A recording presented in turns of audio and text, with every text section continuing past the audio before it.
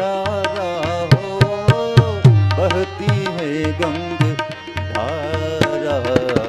काली घटा के अंदर जिमी दामिनी उजाला, बोले तेरी जटा में।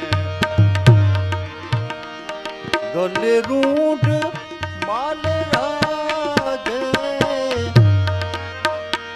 गले रूंढ माल राजे, ससी बाल में विराजे हो।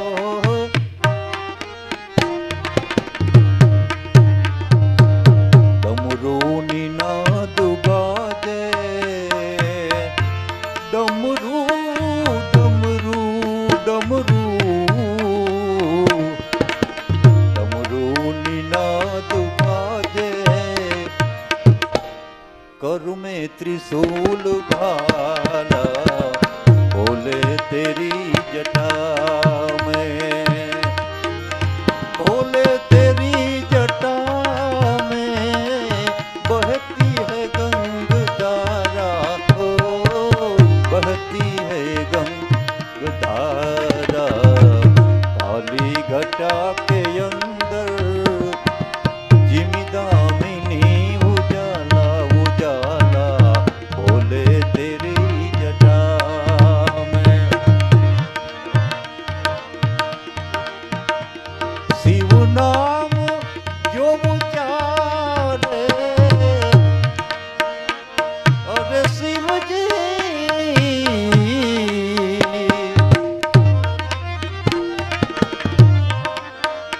शिव नाम जो उचारे तो सब पाप दोष टाड़े हो,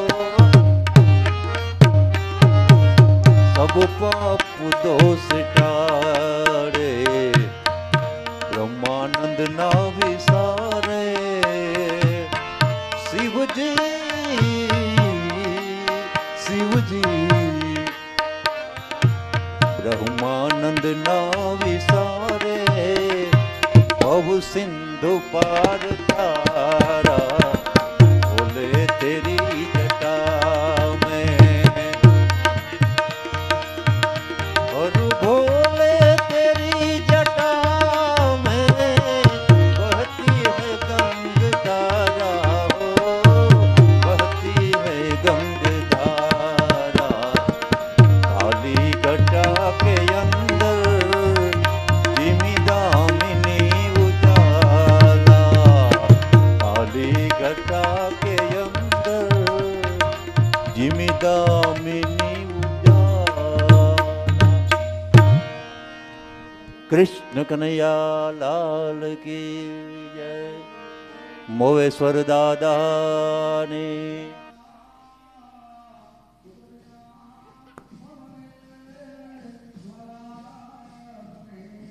ओम ओम ओम।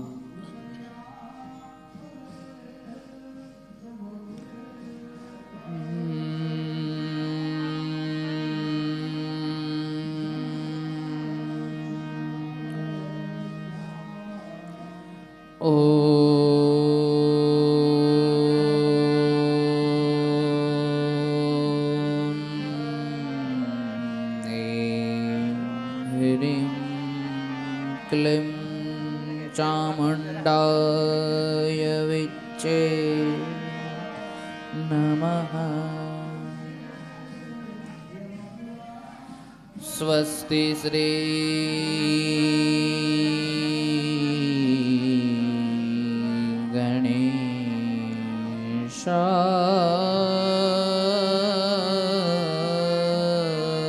गणेशाय नमः। श्री सरस्वत्यै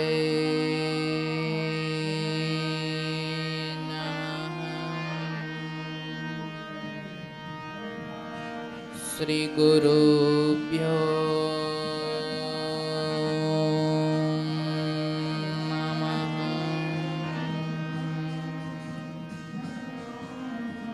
या श्री स्वयं सुकृतिनां भवनेष्वलक्ष्मी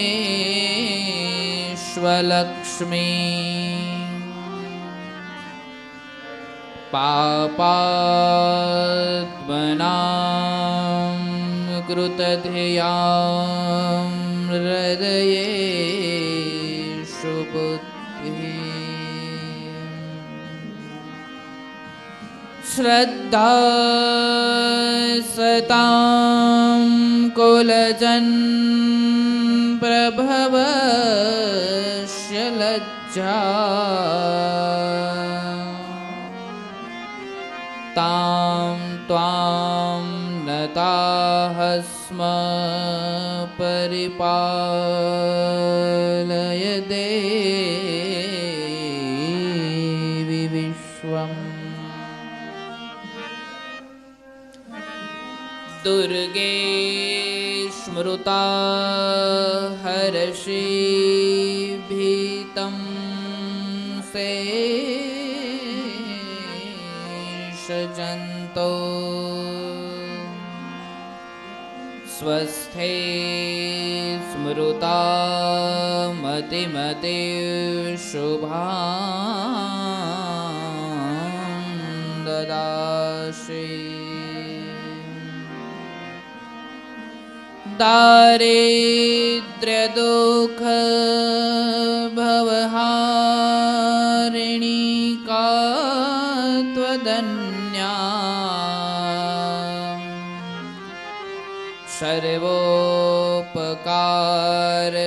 सर्वोपकारकरणाय सदा द्रचित्ता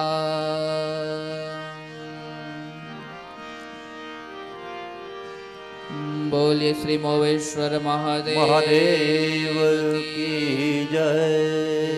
मोवावारा वाचरा दादानी जय। द्वारिकाधीश की जय। हरसिद्धि मात की जय। हरि ओम नमः पार्वती पतये हर हर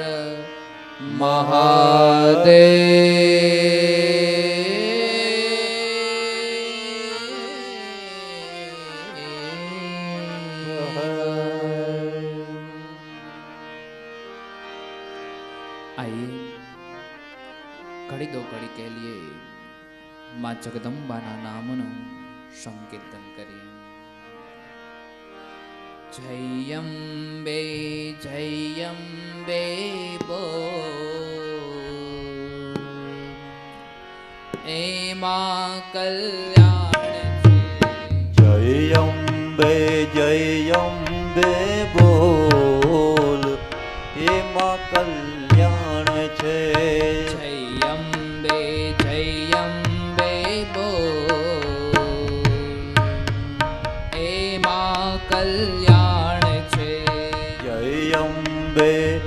जयंबे बोल ए माँ कल्याण छे।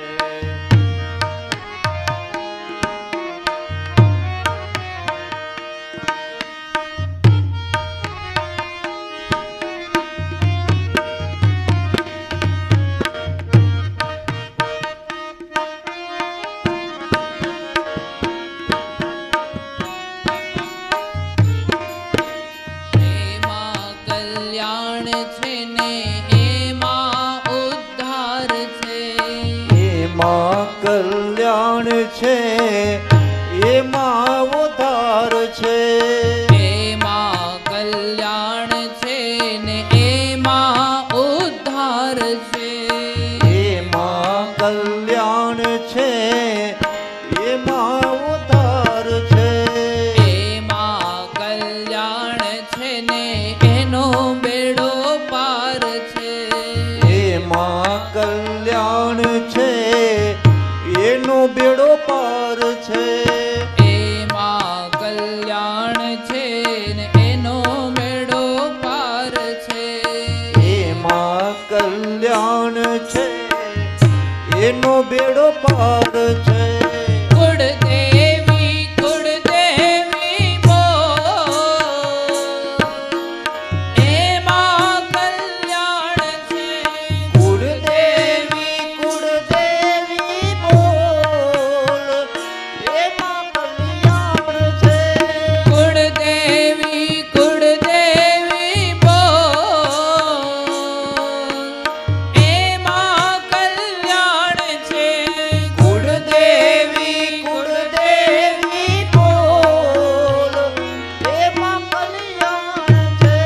જય અંબે બોલ એમાં કલ્યાણ છે. જય અંબે બોલ એમાં કલ્યાણ છે.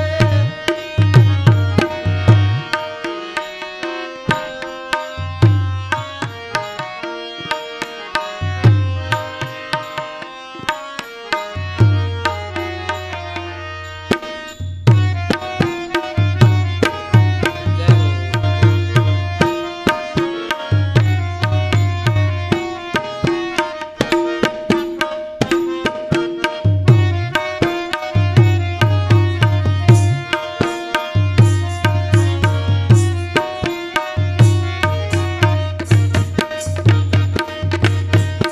અંબાના નામ વિના જીવન નકામું. અંબાના નામ વિના જીવન નકામું. અંબાના નામ વિના જીવન નકામું. અંબાના નામ વિના જીવન નકામું. દુઃખ સર્વ જાય છે ને સુખ આવે સામું. દુઃખ સર્વે જાય છે સુખ આવે સામું. દુઃખ સર્વ જાય છે ને સુખ આવે સામું. દુઃખ સર્વે જાય છે સુખ આવે સામું. વિવેક વિચાર કરી બોલ એમાં કલ્યાણ છે. વિવેક વિચાર કરી બોલ એમાં કલ્યાણ છે.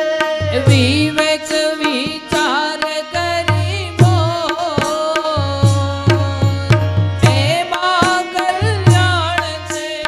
વિવેક વિચાર કરી બોલ એમાં કલ્યાણ છે. જય અંબે બોલ એમાં કલ્યાણ છે. જય અંબે બોલ એમાં કલ્યાણ છે. જય અંબે બોલ એમાં કલ્યાણ છે. જય અંબે બોલ એમાં કલ્યાણ છે. એમાં કલ્યાણ છે. એમાં કલ્યાણ છે. એમાં કલ્યાણ છે.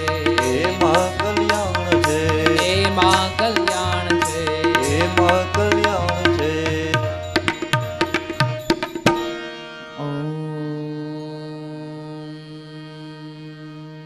સુંદરામ વરદામ ગૌરીમ સાયુધ્યાષ્ટ મહાભુજા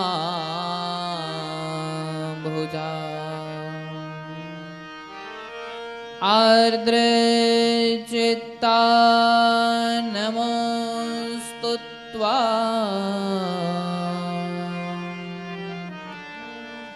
સિદ્ધિદાં કરુણામયી.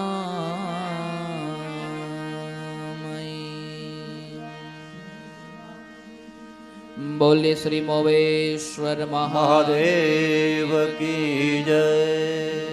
હરિ ઓમ નમઃ પાર્વતી પતય હર હર મહાદેવ હર.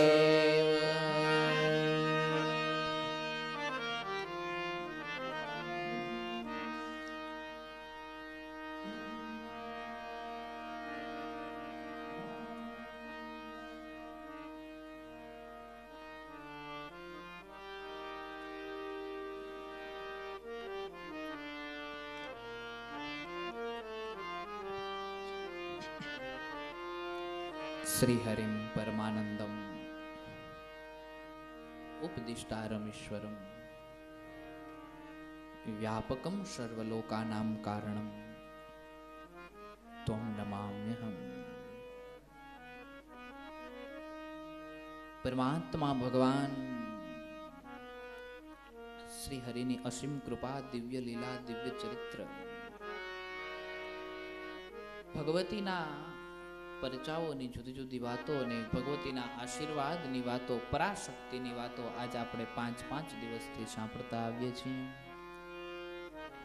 અને આઈએ છઠ્ઠા દિનના પ્રારંભમાં પરમાત્માની દિવ્ય લીલાઓની થોડી ચર્ચા કરીએ. એ પહેલા આ જગતના સર્વ સાધુ સંતોના હૃદય કમળમાં બિરાજમાન આત્મ સ્વરૂપ પરમાત્માને વંદન. જગતના સર્વ પવિત્ર આત્માઓને વંદન, જેના સાનિધ્યમાં આપણે સૌ બેઠા છીએ એવા મહાદેવના દિવ્ય ચરણ કમલમાં વંદન. અને આપ સર્વ શ્રોતાગણોના હૃદય કમળમાં બિરાજમાન આત્મ સ્વરૂપ પરમાત્માને આ વ્યાસપીઠ તરફથી ઝાઝા કરીને જય શ્રી કૃષ્ણ, જય સિયારામ, જય શ્રી રામ. ઓમ નમઃ શિવાય, ઓમ નમઃ શિવાય. ઓમ નમો નારાયણ. ઓમ નમો નારાયણ. પવિત્ર ચિત્તથી એકાગ્રિત બની અને ગઈકાલની સુંદર જે કથા હતી એ કથાનું આપણે રસપાન કર્યું અને એ કથાનું આપણે થોડું શ્રવણ કર્યું.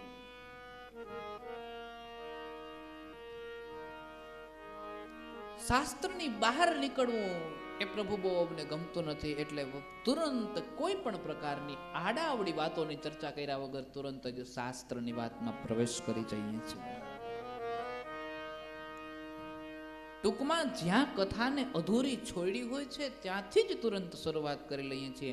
આ સમાજમાં કોઈને સંદેશ દેવાની જરૂર નથી, આ સમાજમાં કોઈને શિખામણ દેવાની જરૂર નથી, કારણ કે બધા પોતપોતાની રીતે બહુ હોશિયાર છે. જય હો. કોને શું કરવું જોઈએ એની એને ખબર જ છે. એવું ક્યાંય નથી ભગવાન કે અહીંયાથી 2 શબ્દ બોલવામાં આવે ને એ 2 શબ્દને કારણે તમારું જીવન સુધરી જતું હોય છે.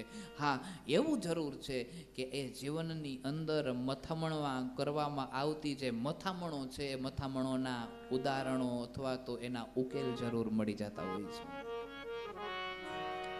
કારણ કે શાસ્ત્ર છે જ એટલા માટે ભગવાન કે જીવનની અંદર આવેલા જે કોઈ પણ પ્રકારના સંકટો છે એ સંકટોમાંથી નીકળવાના રસ્તા આપણને પ્રાપ્ત થાય એટલે શાસ્ત્ર.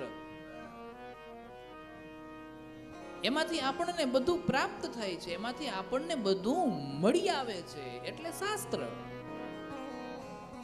આ શાસ્ત્રનું કામ જ એ છે પ્રભુ. તો ગઈકાલની જે કથા હતી એ કથામાં આપણે જોયું હતું કે ભગવાન વેદવ્યાસજી છે એ એમ કહેવાય છે કે મેરુ પર્વત ઉપર તપસ્યા કરવા માટે બેઠા છે. અને મેરુ પર્વત ઉપર તપસ્યા કરવા માટે બેઠા છે, બરાબર એ જ સમયે ભગવાન વેદવ્યાસજી છે એ મનોમન નિર્ણય નથી લઈ શકતા કે મારે કોનું ધ્યાન ધરવું જોઈએ. ભગવાન વેદવ્યાસના મનની અંદર વિચારો જુદા જુદા આવે છે. શંકરને ભજવું, શિવને ભજવું, વિષ્ણુને ભજવું, બ્રહ્માજીને ભજવું, વરુણદેવને ભજવું, ક્યાં દેવનું ભજન કરવું? અને એટલું નહીં, કદાચ ભગવાન વિષ્ણુને ભજવું તો શિવજી મારાથી નારાજ થઈ જશે, તો ભગવાન બ્રહ્માને ભજવું તો વરુણ મારાથી નારાજ થઈ જશે. તો મારે અયોનિક પુત્રને પ્રાપ્ત કરવો છે અને અયોનિક પુત્રને પ્રાપ્ત કરવા માટે હું કોનું ભજન કરું કે એ મને પ્રાપ્ત થાય? નારદના મન, ભગવાન વ્યાસના મનની અંદર આ સંકોચ ઊભો થયો. અને વ્યાસના મનમાં આ સંકોચ ઊભો થયો એટલે એ સમયે એને સદગુરુનું ધ્યાન ધર્યું છે. નારદજી પધાર્યા. નારદજીએ પહેલા જ પ્રશ્નના જવાબની અંદર, પહેલા જ વાક્યમાં એના મનના ઉદ્વેગોને દૂર કરીને કીધું છે કે આવો રોગ તમને લાગ્યો એવું નથી, બ્રહ્માજીને પણ લાગ્યો હતો. અને બ્રહ્મા સર્વોપરી વિષ્ણુ છે એમ સમજીને જ્યાં વિષ્ણુ લોકમાં ગયા ને તો ભગવાન વિષ્ણુએ સામું ધ્યાન ધરતા ધરતા કીધું હતું કે જો હું સર્વોપરી હોય તો હે બ્રહ્માજી સાંભળો, મને હયગ્રીવ થાવું ગમે, મને વરાહ થાવું ગમે. હું સર્વોપરી હોય તો હું મારા મન અનુસાર નો અવતારને ધારણ કરું. મને નરસિંહ થાવું ગમે, શેષનાગના પલંગ ઉપર સૂવું ગમે. હું સર્વોપરી નથી.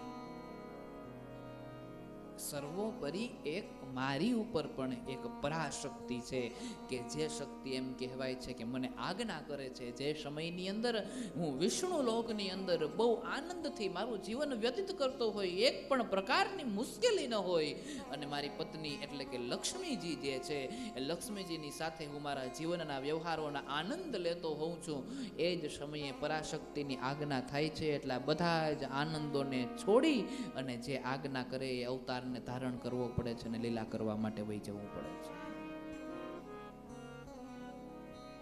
મેં ઘોડાનો અવતાર ધારણ કર્યો છે, મને ઘોડાનું મોઢું મારા શરીર ઉપર લગાડવું ગમે. આમ પ્રશ્ન પૂછ્યો છે બ્રહ્માજીને. અને પરમાત્માનો હયગ્રીવ અવતાર થયો છે. હયગ્રીવ અવતાર શા માટે થયો છે આ જાણવાની તાલાવેલી છે એ ઋષિઓના મનની અંદર જાગી ગઈ ને, એટલા માટે થઈને ઋષિઓએ પૂછ્યું છે કે દેવી ભાગવતની કથાને થોડી વાર છોડી દો અને અમને એ કથા કહી સંભળાવો કે પરમાત્માએ હયગ્રીવ અવતાર શા માટે ધારણ કર્યો છે.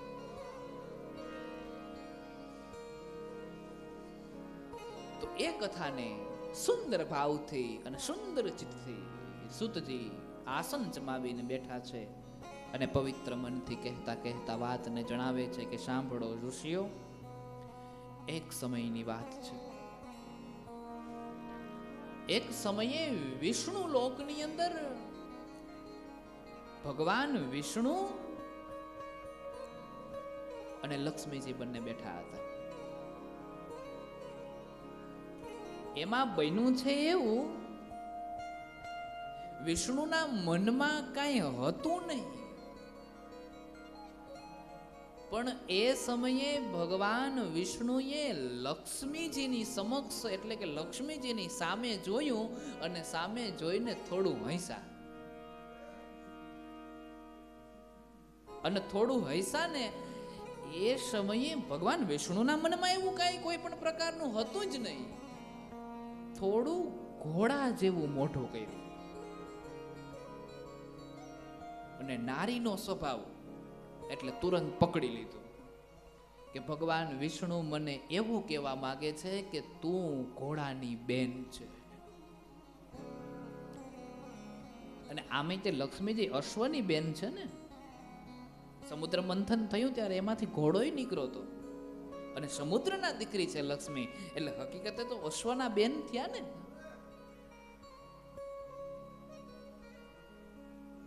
અને નારીનો સ્વભાવ એટલે સ્વભાવને તુરંત પકડી લીધું છે કે યાદ રાખજો ભગવાન, સ્ત્રી સામાન્ય સ્ત્રી હોય તો પણ ભલે અને સ્ત્રી દેવી હોય તો પણ ભલે, એના મનમાં ક્યાંક ને ક્યાંક કોઈક ને કોઈક રીતે કોઈક ને કોઈક સ્વરૂપે ઈર્ષા જાગે છે, જાગે છે, જાગે છે. પછી ચાહે દેવી હોય તો પણ ભલે અને કોઈ બીજી દેવી હોય તો પણ ભલે, સામાન્ય સ્ત્રી હોય તો પણ ભલે. ત્રણેય દેવીઓના મનની અંદર ઈર્ષા જાગી ને ત્યારે ત્રણેય દેવતાઓને અનસૂયાને આંગણે બાળક બનીને કૂવું પડ્યું હતું.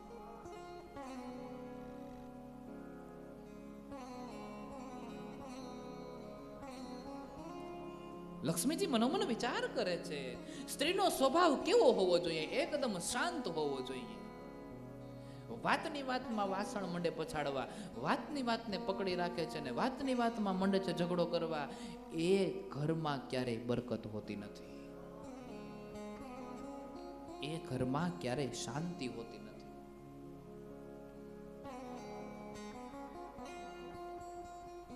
તમારી વાત નથી કરતો, હું તો ઓલિયા ગવેજોની વાત કરું. તમે તો બહુ ડાય રોગો, અહીંયા રહેવું ને બગાડવું કારણ વગર.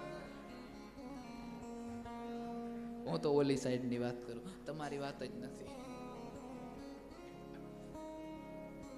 પણ લક્ષ્મીના મનની અંદર થયું કે ભગવાન વિષ્ણુએ મારી સમક્ષ હસતા હસતા જોયું છે અને ઘોડા જેવું મોટું કર્યું નહોતું, કદાચ થયું પણ હશે, પણ લક્ષ્મીએ એવું વિચાર લીધું કે ભગવાન નારાયણ મને એમ કહેવા માંગે છે કે તમે ઘોડાના બેન છો. અને એટલે લક્ષ્મીજીએ નારાયણને શ્રાપ આપી દીધો. શ્રાપ આપતા કીધું છે કે તમે મને ઘોડાની બેન કહો છો ને, એટલે ટૂંક જ સમયની અંદર આ તમારો જે ચહેરો છે ને એ તમારા મસ્તક ઉપરથી કપાઈ જશે અને ત્યાં ઘોડાનું મસ્તક લાગી જશે.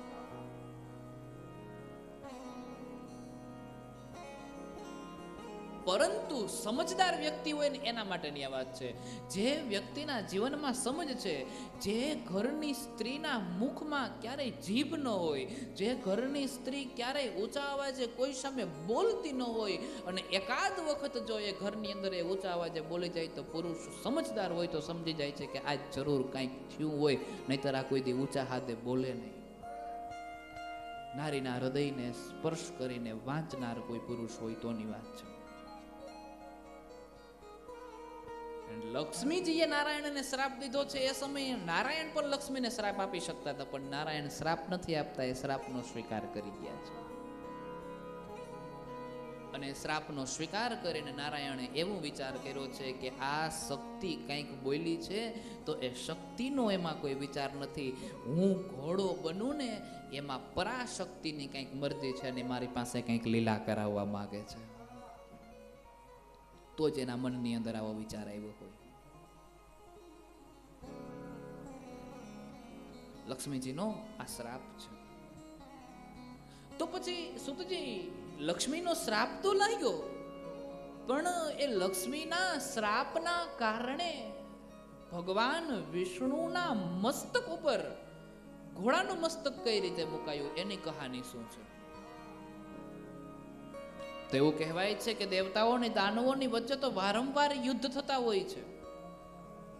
દેવતાઓ અને દાનવોની વચ્ચે તો વારંવાર યુદ્ધ એટલા ભયાનક થતા હોય કે જે વર્ષો સુધી હાલતા હોય, અને યુદ્ધ કરતા કરતા ભગવાન થાકી જાય એટલા યુદ્ધ હાલતા હોય. અને એક સમયની વાત છે કે દેવો અને દાનવોની વચ્ચે બહુ ભયાનક ભીષણ યુદ્ધ સંગ્રામ ચાલી રહ્યો હતો. અને ત્યારે બધા દેવતાઓ છે એના મનની અંદર એવો વિચાર આવ્યો છે કે દાનવોની સાથે યુદ્ધ કરીને દાનવોને આપણે પહોંચી ના શકીએ, પરંતુ ભગવાનને મદદ તો કરી શકીએ. અને મદદ કઈ રીતે કરવાની? તો કે મદદ છે યજ્ઞ કરીએ અને યજ્ઞનું જે પુણ્ય થાય એ પુણ્ય ફળ ભગવાન નારાયણને સોંપી દઈએ. દેવતાઓને યજ્ઞ બહુ પ્રિય છે, કારણ કે યજ્ઞમાં સ્વાહા સ્વાહા સ્વાહા એ જ હોય, બીજું કાંઈ નહીં હોય. અને દેવતાઓને યજ્ઞ બહુ પ્રિય છે. આપવાનું આપવાનું આપવાનું, એમ આપો આપો. જેને દેવાનું બહુ પસંદ છે એનું જ નામ દેવતા છે, કે જેને દેવાનું અતિશય પસંદ છે એનું નામ દેવતા છે. દેવતાઓએ યજ્ઞનો નિર્ણય કર્યો છે, અને એના માટે નારાયણની આજ્ઞા લેવા માટે થઈને બધા જ દેવતાઓ છે એ નારાયણ પાસે જાય છે. પરંતુ બને છે કેવું ખબર? બધા જ દેવતાઓ નારાયણ પાસે જાય છે એ સમય દરમિયાન યુદ્ધ ચાલતું હોય છે. તો દેવતાઓ મનોમન વિચાર કરે છે કે એ યુદ્ધના સમયમાં નારાયણ પાસે જઈને કેમ યજ્ઞની આજ્ઞા માંગવી? તો એના માટે એવું વિચાર્યું છે કે એ યજ્ઞની યુદ્ધની અંદર ક્યારેક ક્યારેક વિશ્રામ પણ આવતો હોય છે.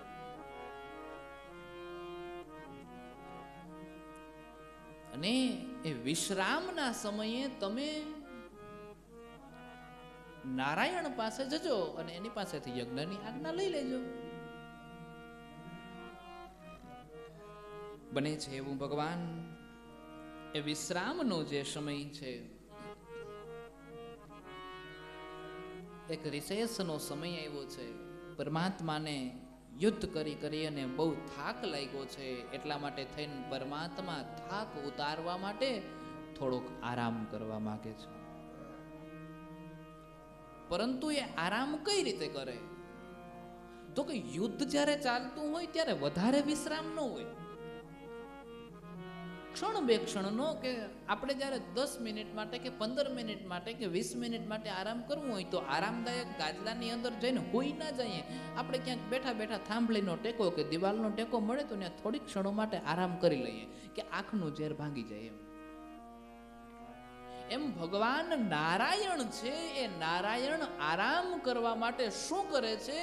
તો એ ભગવાન નારાયણ આરામ કરવા માટે થઈ અને એ ધનુષ્ય છે, એ ધનુષ્યનો ટેકો લે છે અને એ ધનુષ્યના ટેકે મસ્તક નમાવે છે અને ત્યાં જ થોડીક ક્ષણો માટે આરામ કરી લે છે. અને ધનુષ્યનો ટેકો પણ એ રીતે લીધો છે ભગવાન કે એ ધનુષ્યના જે પ્રત્યંછા જે છે, જે પણસ જે છે, એ પ્રત્યંછાને પણ છોડી નથી. ધનુષ્ય છે બરાબર, તો એની ઉપર દોરી બાંધેલી હોય અને દોરી એકદમ ટાઈટ બાંધેલી હોય. એનાથી ધનુષ્ય એકદમ આકાર આપતો હોય, ધનુષ્ય જેવો આમ વળી ગયું હોય. એ દોરીને જો તમે છોડી નાખો તો ધનુષ સીધું થઈ જાય, એકદમ સીધું થઈ જાય. પરંતુ એ ધનુષ્ય એકદમ સીધું ન થાય એટલા માટે થઈને એની પ્રત્યંછા પણ છોડતા નથી. એની પાછળનું કારણ એક છે કે એક તો થોડીક જ વાર માટે વિશ્રામ કરવો છે અને થોડીક વાર પછી ફરી પાછું યુદ્ધની શરૂઆત કરવી છે. આ દોરી છોડવી, વરી બાંધવી ને એમાં સમય બગાડવો, એના કરતા 2 ઘડી વધારે આરામ કરી લો. અને નિદ્રા દેવીને પ્રાર્થના કરી અને એ ધનુષ્યની પણસને એકદમ આમ, આપણે બસમાં કેમ સીટ ઉપર આમ ટેકો દઈને સુઈ ગયા હોય, એ રીતે ભગવાન નારાયણ ધનુષ્યનો ટેકો લઈને સૂઈ ગયા. હવે કેવું બન્યું છે? બધા જ દેવતાઓ આવ્યા છે અને બધા જ દેવતાઓ આવ્યા છે ને બેઠા બેઠા વિચાર કરે છે કે સુતેલાને જગાડવો હોય તો મોટામાં મોટું પાપ કહેવાય. નારાયણ એક તો થાક લાગ્યો છે ને એમાં નારાયણ સુતા છે ને જો એમાં એને જગાડીએ તો આપણે પાપી બનીએ. એને જગાડાય નહીં. અને ત્યારે અંદર બેઠેલો મારો મહેશ્વર મહાદેવ, મારો મોવેશ્વર મહાદેવ, મારા મહાદેવજીએ, શિવજીએ સંદેશ આપતા કીધું છે કે સાંભળો દેવતાઓ, હે બ્રહ્માજી, જો ધર્મનું કારણ હોય અને એ જેને ધર્મ ગમતો હોય અને એને ગમતું કારણ હોય તો એને ઉઠાડી શકાય. નારાયણને યજ્ઞ બહુ ગમે છે અને આપણે નારાયણને યજ્ઞ માટે ઉઠાડવા છે એટલે એમાં કોઈ પાપ નથી. તમે એને સીધી રીતે ઉઠાડો. હવે જો બધા જ દેવતાઓ સાથે મળીને નારાયણને સીધી રીતે ઉઠાડે તો કોઈ પ્રશ્ન જ નથી. પણ બુદ્ધિશાળી માણસ છે ને એ એની બુદ્ધિનું પ્રદર્શન કર્યા વગર બેસે નહીં. એટલે બ્રહ્મા બુદ્ધિના દેવ છે, આ બ્રહ્મા બુદ્ધિના દેવ છે એની વાત છે. જે સર્જક બ્રહ્મા છે એની વાત નથી. બ્રહ્માજી બુદ્ધિના દેવ છે એટલે બ્રહ્માના મનની અંદર એમ થયું કે મારે મારી બુદ્ધિથી નારાયણને ઉઠાડવા છે, એમને નથી ઉઠાડવા. શિવજી એવું કહે છે કે તમે તુરંત ડાયરેક્ટ નારાયણને ઉઠાડી લ્યો. જો ડાયરેક્ટ નારાયણને ઉઠાડી લે તો કોઈ સવાલ જ નહોતો ભગવાન. પણ ભગવાન ડાયરેક્ટ નારાયણને નથી ઉઠાડતા અને બુદ્ધિથી થોડોક પ્રયોગ કરે છે. અને આમાંય તે બુદ્ધિશાળી માણસનો એક સ્વભાવ હોય, જ્યાં સુધી બુદ્ધિના પ્રયોગ જગતની સામે કરીને જગતને દેખાડે નહીં ને કે મારી પાસે એટલી બુદ્ધિ છે, ત્યાં સુધી એને હક ન થાય. અંદરથી ઓલો ઉભરો આવે, આમ ઉભરાયા રાખે, ઉભરાય, ઝટ કહી દઉં, ઝટ કહી દઉં.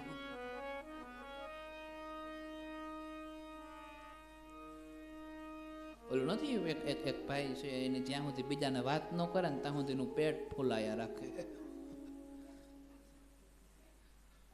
એટલે જેની બુદ્ધિ જે સાડી જે વ્યક્તિ છે એ તો કોઈક જ એવા બુદ્ધિશાળી વ્યક્તિ હોય છે કે જે ક્યાંક જાય છે ને બોલ્યા વગર રહીએ. બાકી તો સલાહ, આ લાઈટ અહીંયા હોત તો સારું લાગે ને ઓલું આમ હોત તો સારું લાગે ને આનું આમ કર્યું હોત, ભાઈ હવે એ કરવા વાળા કરી લે, તું તારું કામ કરીને. એટલે એને બુદ્ધિનો પ્રયોગ કરે છે. અને બ્રહ્માજી બુદ્ધિનો પ્રયોગ કઈ રીતે કરે? તો કે બ્રહ્માજીએ બુદ્ધિનો પ્રયોગ કરી અને દીમકને જન્મ દીધો છે. દીમક કહેતા ઉદય, લાકડું હોય, લાકડામાં ઉધઈ લાગે એટલે લાકડું ઝડપથી ખવાવા લાગે. એમાં એને દીમકને જન્મ દીધો છે, ઉધઈને જન્મ દીધો છે. એટલે ધનુષ્યની પ્રત્યંછામાં ઉધઈ લગાડવા માંગે છે. અને ઉધઈને જન્મ આપીને ઉધઈને આજ્ઞા કરી છે કે તારે બીજું કંઈ કરવાની જરૂર નથી, તું ધનુષ્યનો અગ્રભાગ એટલે આગળનો ભાગ છે એ ખાવા માંડ. અને તું આગળનો ભાગ ખાતો જાય છે એટલે ધનુષ્ય થોડુંક નબળું પડી જશે, ધનુષ્ય હલશે. ધનુષ્ય હલી જાય અને હલશે એટલે ભગવાનનું મસ્તક હલશે એટલે ભગવાન નીંદર ઉડી જાય. આપણા એકયનો વાકઈ નહીં આવે ને ભગવાનની નીંદર ઉડી જાય. આમે આપણે એકે બાનાધારી નહીં થાય અને ભગવાનની નીંદર ઉડી જાય. શિવજી કહે છે કે એને તમે ડાયરેક્ટ ઉઠાડી લ્યો, જો તુરંત ઉઠાડી લે તો કોઈ પ્રશ્ન પણ નથી ભગવાન. પણ બ્રહ્માજી એની બુદ્ધિનો પ્રયોગ કરવા જાય છે અને ઉધઈને જન્મ દીધો છે. અને ઉધઈને જન્મ દીધો છે એટલે ઉધઈને ધનુષ્યની ફણજ ઉપર લગાડ્યું છે. એટલે ધીમે ધીમે ધીમે ધીમે કરતા એ ફણજ ખવાવા લાગી. હવે નાનો એવો પ્રશ્ન છે, એમાં કોઈ એવડી મોટી વાત ન બની જાય, પણ એ ઉધઈ છે ધીમે ધીમે ધીમે ધીમે ખવાવા લાગી. એમાંથી ધનુષ્ય તૂટ્યું અને ભગવાનનું મસ્તક એ ધનુષ્યના દોરી સાથે અથડાયું પણ એના શરીરથી ભગવાનનું મસ્તક અલીક પડી ગયું ને ક્યાંક નીચે પડી ગયું ને મસ્તક જ ખોવાઈ ગયું. અને પછી મસ્તક ક્યાં ગયું એની ખબર જ ન પડી. આ બહુ મોટો પ્રસંગ છે. આવી નાની એવી બાબતમાં એવડો મોટો પ્રસંગ ન બને, પણ આમાં ક્યાંક માતાજીની મરજી છે કે ધનુષ્યના અથડાવાથી ભગવાનનું મસ્તક કપાઈ જાય એવું બને. પણ પરમાત્મા કેવા એવું ઈચ્છે છે કે જે સમયે સીધું તમારું કામ થઈ જતું હોય ને તો ત્યાં તમે તમારી બુદ્ધિનો ઉપયોગ ન કરો, સીધા કરી લ્યો. ખોટા હું કામ આને થકવો છો? અને પરમાત્મા સુતા હોય છે, ઉદય લાગે છે, ધનુષ્યની સાથે અથડાય છે, પછી એનું મસ્તક કપાય નીચે પડી જાય છે ને એનું માથું ખોવાઈ જાય છે, ચડતું નથી. હવે દેવતાઓ મનોમન મૂંઝાવા લાગ્યા અને એકાબીજાને દોષ દેવા લાગ્યા છે. ઓલો કે તારો વાંક છે ને ઓલો કે તારો વાંક છે. ત્યાં કીધું તું એટલે માથું ભાંગ્યું ને ત્યાં કીધું તું એટલે માથું ખોવાણું. મેં તો કીધું તું જ કે તમે ડાયરેક્ટ ભગવાનને ઉઠાડી લ્યો ને ઉઠાડ્યા નહીં ને આમને ત્યાં અમને. અને ઉધી બેઠી સલાહ દે, આમ તે 4 કામ કરાય જ નહીં કોઈ દે. ઉધી પાછી બેઠી સલાહ દેતા ઉધી એવું કહે છે કે નીંદરમાં સૂતા હોય ને એને ઉઠાડવાની જગતમાં મોટામાં મોટું પાપ છે, પાછા પોતે ઉઠાડી દે. પોતે નારાયણને ઉઠાડે છે. 4 કામ એવા દર્શાવ્યા છે કે જે એ મોટામાં મોટું પાપ દર્શાવ્યું છે. અને એમાં કીધું છે ઉદય નિંદ્રાભંગ કથા છેદો દંપત્યો પ્રીતિભેદનમ શિશુ માતૃ વિભેદશ્ચ બ્રહ્મહત્યા સમમ સ્મૃતમ. ઉદય એવું કહે છે કે સાંભળો દેવતાઓ, નીંદરમાં જે સૂતો હોય એ માણસને નીંદરમાંથી ઉઠાડવો ને એ મોટામાં મોટું પાપ છે. પાછા પોતે ઉઠાડી દીધા નારાયણને. એમાં કોઈ વિચાર ન કર્યો. એમાં જગતમાં ઘણા ઉદય જેવા હોય, પોતાને લાલચ મળે એટલે દુનિયાનું ખરાબ કરી નાખે. જ્યાં પોતાના લાલચની વાત આવે, પોતાના સ્વાર્થની વાત આવે તો પાપ પુણ્ય બની જાય. જગતની વાત આવે તો પુણ્ય પાપ બની જાય છે. અને ત્યાં વાતો કરે, આમ કરાય, આવું કોઈ દી ન કરાય, ખોટું છે. અને પોતાને કરવાનું આવતું હોય ને પોતાને ફાયદો થતો હોય તો કે આખું જગ કરે ને આપણે કરીએ શું ફાયદો? ન્યાય એવો પ્રશ્ન ઉભો કરે. પાછો પોતાને 200-500 નો ફાયદો થતો હોય ને તો ન્યાય પાછો એવો પ્રશ્ન ઉભો કરી દે કે આખી દુનિયા કરે ને આપણે એક કરીએ કે ના કરીએ શું ફેર પડે? અને પોતાને જો ફાયદો ન થતો હોય તો એમાં વિરોધ ઉભો કરે છે. જેમ આપણે કહેતા હોય એમ છે કે સાચું કીધું એટલે તકલીફ પડી. ઉદય બેઠા બેઠા સલાહ આપે છે, અને સલાહ આપતા આપતા કહે છે કે નીંદરમાંથી જગાડવો એ મોટામાં મોટું પાપ છે. પરંતુ શિવજીએ કીધું છે કે નિંદ્રામાં જેને જે વસ્તુ ગમે છે ને એનું એ કાર્ય, જેને ભજન ગમતા હોય ને હોતા હોય ને તમે એને ઉઠાડીને કહો કાલ ભજનમાં જાવું, તો એમાં કઈ પાપ નથી. અને એમાંય અમુક અમુક લિમિટ દર્શાવી છે નીંદરમાંથી ઉઠાડવામાં, કે 6:30 કે વધી સવારના 7 વાગ્યા સુધી ના ઉઠાડાય, ને પછી ના ઉઠે તમ તારે હજ બચાવી ન ખાય ને એવું હોય પાણીની ડોલઈ ન ખાય.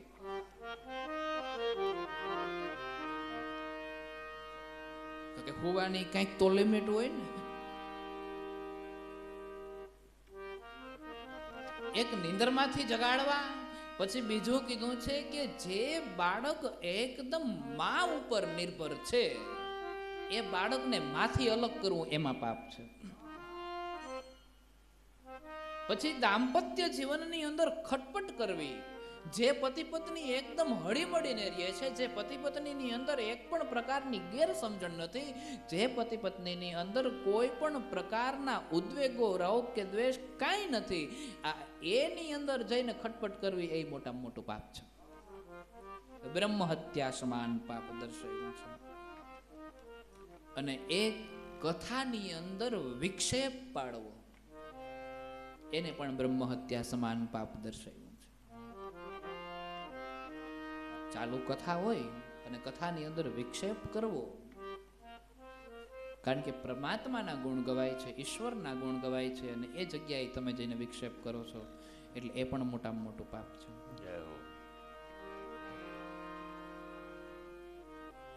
આવા 4 કારણો દર્શાવ્યા છે.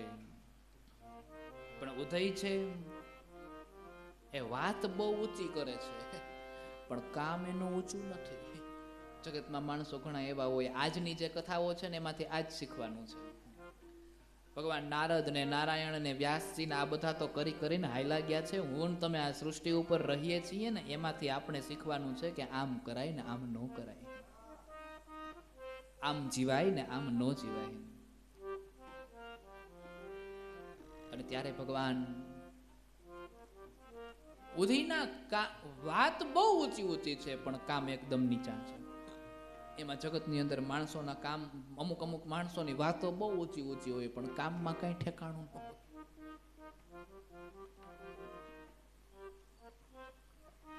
અને પાછો આપણને સલાહ, એક તો આખો દી કઈ કરવું ના હોય ને બેઠા બેઠા પાછી આપણને સલાહ આપે છે.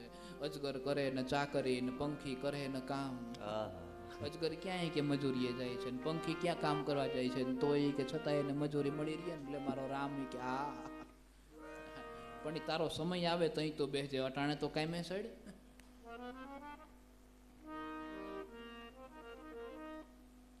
એટલે ઘણા માણસોની વાતો ઊંચી હોય પણ એના કામ નીચા હોય છે.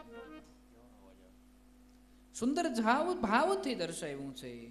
પોતાનો સ્વાર્થ હતો એટલા માટે થઈને ઉદયે પરમાત્માને જગાડવાનો કંઈક અવસર દર્શાવ્યો છે. અને સુંદર ભાવથી કીધું છે, સર્વ સ્વાર્થ વસો લોકે કુરુતે પાતકમ કિલ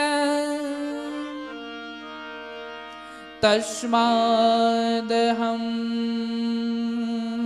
કરિષ્યામિ સ્વાર્થમેવ પ્રભક્ષણમ.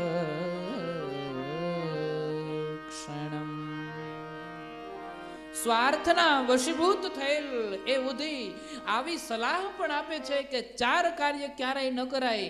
પણ દેવતાઓ દ્વારા જ્યારે કંઈક સ્વાર્થ આપવામાં આવ્યો છે ત્યારે સ્વાર્થમાં ફસાયેલો ઉદય પણ એ ધનુષ્યની પ્રતંછા ઉપર લાગવા માટે તૈયાર થઈ ગયો અને નારાયણને જગાડવા માટે તૈયાર થઈ ગયો. અને અચાનક દોરી તૂટી, દેવતાઓ એકબીજા ઉપર આરોપ લગાડવા લાગ્યા છે કે મસ્તક કપાય એનું કારણ તમે છો ને તમે છો ને તમે છો. અને ત્યારે એ બધા જ દેવતાઓના ગુરુ બૃહસ્પતિ દેવ છે, એ બૃહસ્પતિ દેવ ત્યાં પધાર્યા છે. અને બૃહસ્પતિ દેવ ત્યાં પધારીને કહેવા લાગ્યા છે કે સાંભળો, ગઈ ગુજરી બ્રાહ્મણે નો વાંચે, ગઈ તિથિ બ્રાહ્મણે નો બોલે, તમે જે વાત વીતી ગઈ છે એ વાત ઉપર વધારે ચર્ચા ન કરો ને હવે જે બની ગયું છે એનું નિરાકરણ કઈ રીતે કરવું એ વિશેની વાત કરો. જે વસ્તુ બની ગઈ છે, જે વસ્તુ થઈ ગઈ છે એ વિશે બહુ ચર્ચા ન કરો. બોલે તો શું કરવું, હવે શું કરવું જોઈએ આગળ? અને ત્યારે એ અપરાધથી દૂર થવા માટે, એ અપરાધથી છૂટવા માટે થઈ કોની આરાધના કરવી જોઈએ, કોની પૂજા કરવી જોઈએ, કોની સેવા કરવી જોઈએ? ત્યારે કીધું છે કે તમે બધા જ સાથે મળી અને દેવીની આરાધના કરો.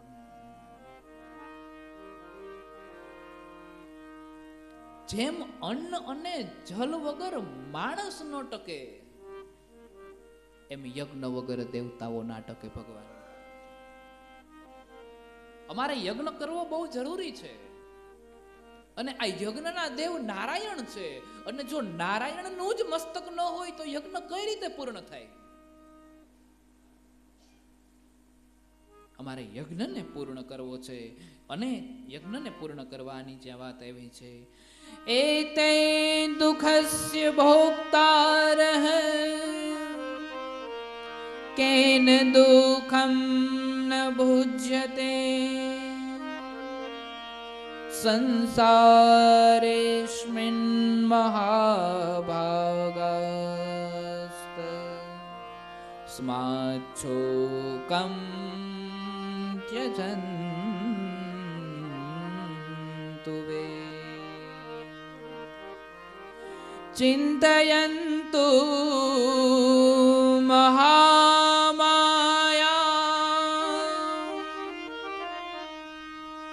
વિદ્યાદેવીમ સનાતનીમ સાવિદ્યાસ્યતિ નઃ કાર્ય નિર્ગુણા પ્રકૃતિ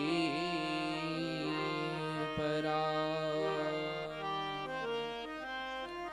બ્રહ્મ વિદ્યામ જગદ્ધાત્રીમ સર્વેષાં જનની તથા યયા સર્વમિદં વ્યાપ્તં ત્રૈલોક્યં સચરાચરમ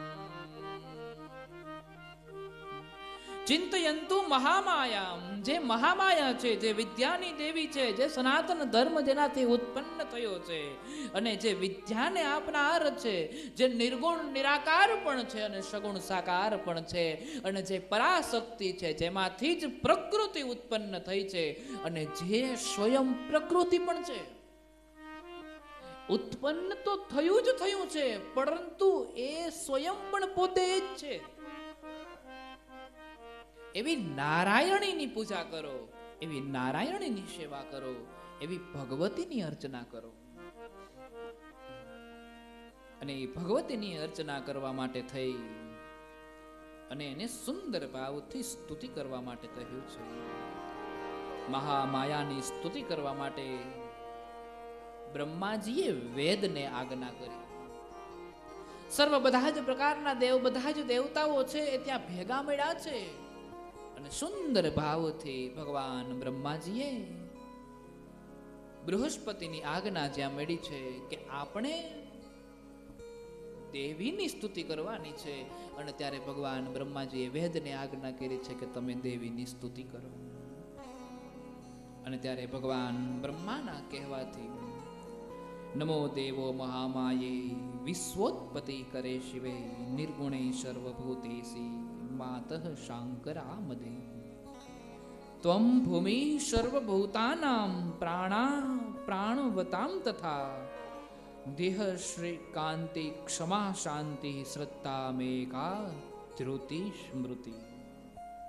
હે દેવી, હે મહામાયે, હે વિશ્વોત્પત્તિ, હે નિર્ગુણે, હે સર્વભૂતેષુ, શિવ કામાર્થ પ્રદાયની માતા, હું તમને નમસ્કાર કરું છું. દેવીના જુદા જુદા પ્રકારના સ્વરૂપનું વર્ણન કરતા કીધું છે કે એ કાંતિ, બુદ્ધિ, શ્રી, કાંતિ, ક્ષમા, શાંતિ, શ્રદ્ધા, મેઘા, ધૃતિ એવમ સ્મૃતિ, આ બધી જ જે પ્રકારની વસ્તુઓ છે એ સર્વસ્વ આપ તમે છો.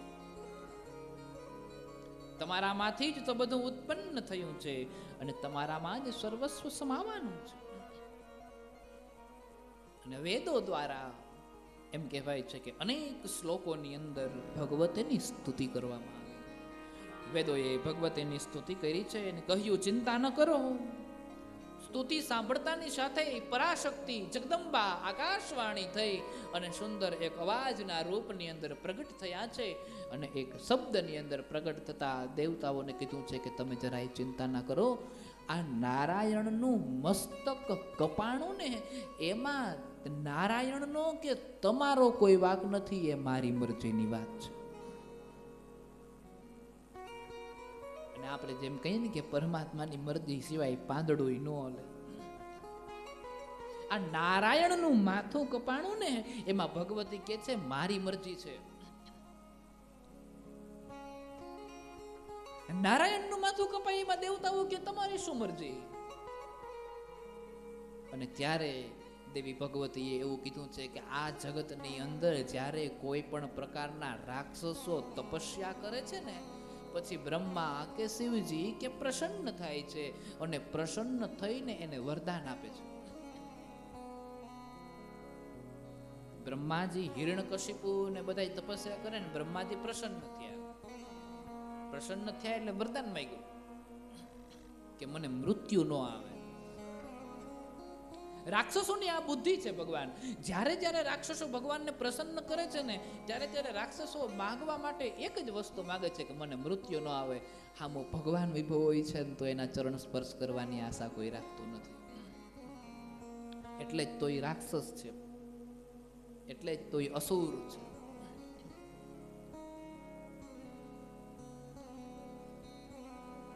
મરવાના દરવાજા બંધ કરવા માંગે, બસ બીજું કઈ નહીં. આનાથી નહીં હિરણ્યકશિપુ હું કહ્યું કે દિવસે ન મરું, રાતે ન મરું, ઉપર ના મરું, નીચે ના મરું, અંદર ના મરું, બહાર ના મરું, ઝેર કરવાથી સર્પ કરવાના ઝેરથી ન મળું, ઈશ્વરના બનાવેલા એક અણુઓથી ના મરું. ટૂંકમાં મરવાના રસ્તા બધા બંધ કરી દે. અને મરવું તો એ કે હહલા ને હિંગડાથી મરું. હહલા ને હિંગડા હોય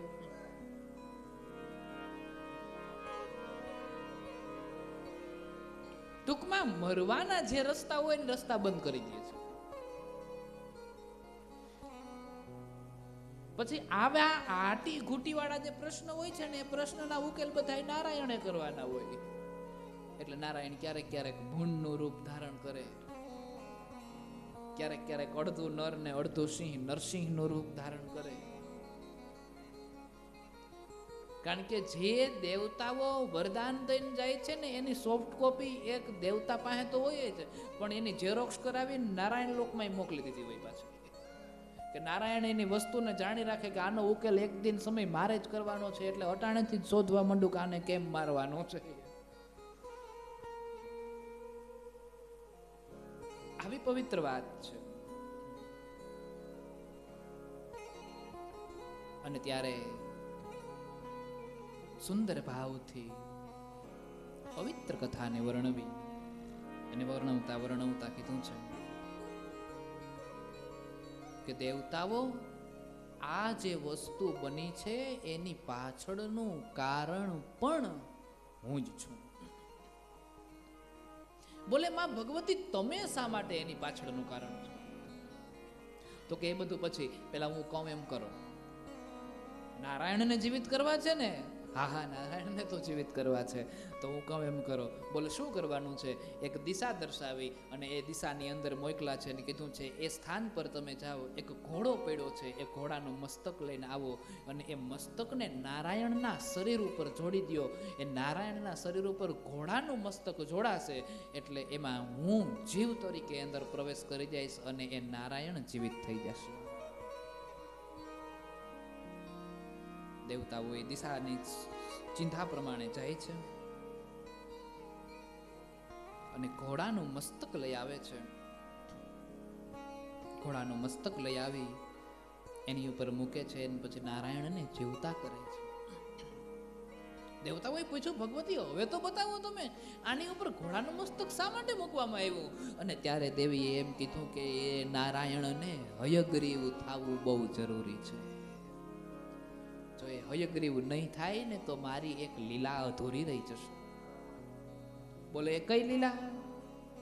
તો કે એક રાક્ષસ છે, એક અસુર છે જેનું નામ હયગ્રીવ છે.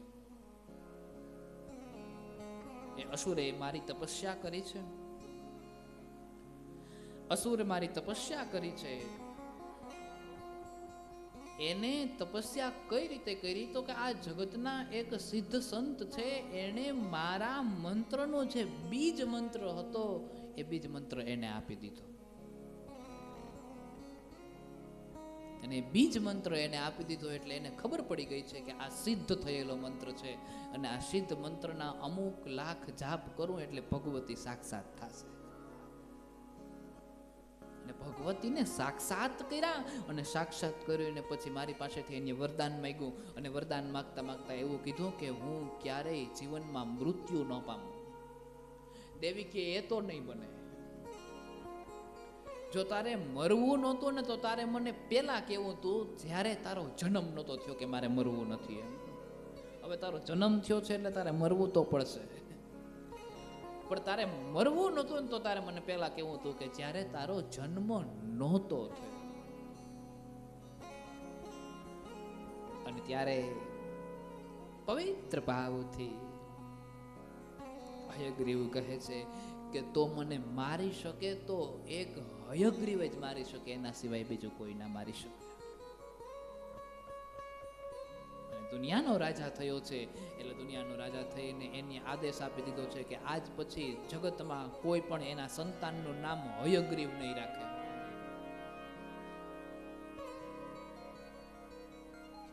કારણ કે હયગ્રીવ હોય તો મને મારે ને. અને એટલા માટે થઈ મારે નારાયણને હયગ્રીવ કરવા પડશે, કારણ કે જો નારાયણ હયગ્રીવ થાય તો ઓલા અસુરને મારે. આમાંથી શીખવાની એ બાબત છે પ્રભુ કે તમારી પાસે રહેલી કોઈ પણ આ વાત આપણે ગઈકાલે પણ કરી હતી, આજ પાછી રિપીટ કરવા આવ્યું છે એટલે કારણ કે જીવનમાં ઉતાર્યા જેવું છે. એટલા માટે તમારી પાસે રહેલી કોઈ પણ પ્રકારની જે સિદ્ધિ છે એ સિદ્ધિ તમે એવા યોગ્ય વ્યક્તિને સોંપો કે જે એ વ્યક્તિ છે એનો ઉપયોગ સારી રીતે કરી શકે. તમે જેને તેને આપી દો છો પછી એનો સદુપયોગ નથી થતો, એનો દુરુપયોગ થાય છે. જેમાં સંસ્કાર નથી, જેની અંદર સારી આદતો નથી ને એને તમે સોંપી દો છો પછી એનો કોઈ મતલબ નથી પ્રભુ. અને સિદ્ધ થયેલો મંત્ર એને મળી ગયો છે એટલે દેવીને પ્રસન્ન કરવા બહુ સરળ થઈ ગયા, દેવીને પ્રસન્ન કરવા બહુ સહેલા થઈ ગયા. એટલા માટે થઈ દેવીને પ્રસન્ન કર્યા અને એની પાસેથી વરદાન પ્રાપ્ત કરી લીધું અને મૃત્યુથી થોડો દૂર થઈ ગયો. જગતમાં આવે છે ને એનું મૃત્યુ તો છે જ, પણ માણસ બચવાના પ્રયત્ન કરે છે અને બચવાના પ્રયત્ન કરે છે પણ માણસ બચી નથી શકતો.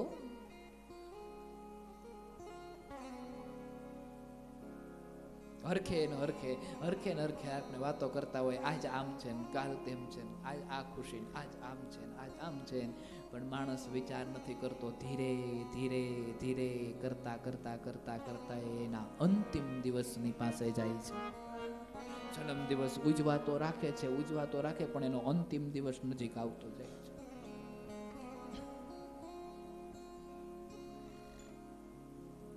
અને હયગ્રીવ બનાવ્યા છે ઈશ્વરને. મારે તો હયગ્રીવ જ મારે, એના સિવાય મને બીજું કોઈ ન મારે. એટલે પરમાત્માને હયગ્રીવ બનાવવાની વાત આવી છે.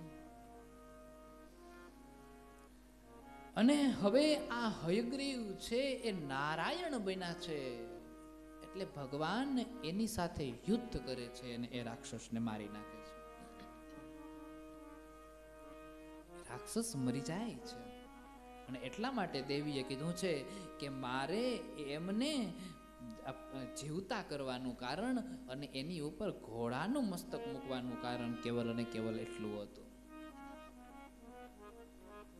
ફરી એક વખત કહું, પાત્ર જોઈને પીરસાઈ પાનબાઈ, કુપાત્રને કઈ વસ્તુ ન અપાય, જે પાત્ર છે એને જ વસ્તુ અપાય.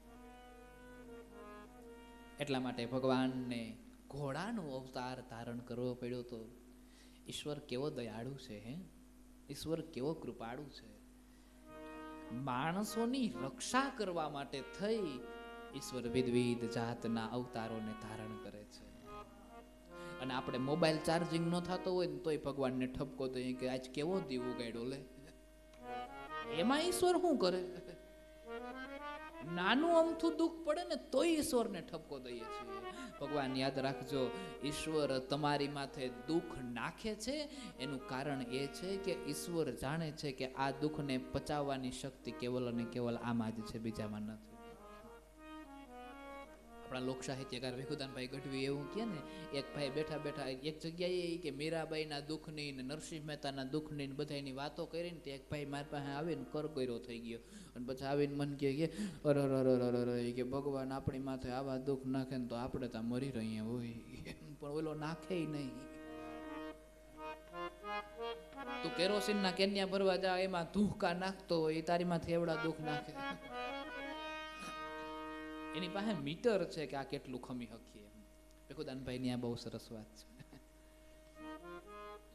અને આમે તે અમુક માણસોનો સ્વભાવ એવો હોય, ચોમાસાની ઋતુ શરૂ થાય ને એટલે બેઠા બેઠા વાત કરે, ઓહો હો સોમાં હું ચાલુ થયો, હવે આપણે ના ગમે, આમાં ક્યારે કોર કસકાણ ને ગારો ને પાણી પાણી પાણી, સોમાહામાં મને ન ગમે, સોમાં હું જઈને ક્યારો આવે તો ટાઈટ પડે, કોઈ ટાઈટ પડે, અમથી ના ખમાય, અમથી ના ખમાય. ઉનાળો આવે તો કે તોપ તોપ તડકો પડે જતા કરી, આમાં કેમ રહેવું, તઈ તને રાખવો ક્યાં? તને સુમાહામાં ગમતું નથી, તને ક્યારો હડતો નથી, તને ઉનાળાનો તડકો ફાવતો નથી, તને રાખવો ક્યાં? તારી હાટો અલગ લોક કરીએ થાય. પાત્ર વગર ન પીરસાય. જેવી પરિસ્થિતિ છે એ પરિસ્થિતિને અનુરૂપ જીવન જીવવાની શરૂઆત કરી દઈ ભગવાન, એટલે દુઃખી થવાનો વારો ક્યાંય આવે જ નહીં.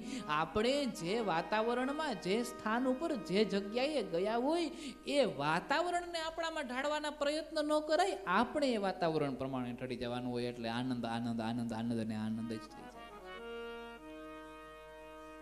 અમુક સમયે તમે સ્થાન બદલાવો, સ્થળ બદલાવો, એટલે એ સ્થાનના માણસોનો સ્વભાવ આપણા જેવો કરવાનો પ્રયત્ન ન કરાય. આપણે જો એ માણસો જેવા થઈ જાય તો આજુબાજુવાળાને બધાને ગમવા માંડીએ. બાકી એને આપણામાં ઢાળવાનો પ્રયત્ન કરીએ તો ત્રીજા દી મકાન ખાલી કરવું પડે. કારણ કે એ વર્ષોથી ન્યા જે છે એ થોડો એનો સ્વભાવ બદલે, આપણે જ બદલવાનો છે. આપણે ન્યા ગયા છીએ, એ આપણી પાસે આવ્યા.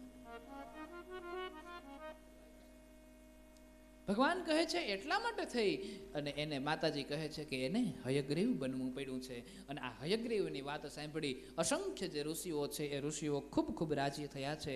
અને ખૂબ ખૂબ રાજી થયા છે એટલા માટે થઈ અને બીજો પ્રશ્ન પૂછ્યો છે કે સૂતજી, તમે એમ પણ કીધું હતું કે મધુ કૈટભને મારતા મારતા ભગવાન થાકી ગયા હતા અને એને પરસેવો વળ્યો હતો. ભગવાન મારતા મારતા થાકી ગયા હતા, તો મધુ કૈટભ એટલા બધા કોણ ભયંકર રાક્ષસો હતા કે ભગવાન થાકી ગયા હતા?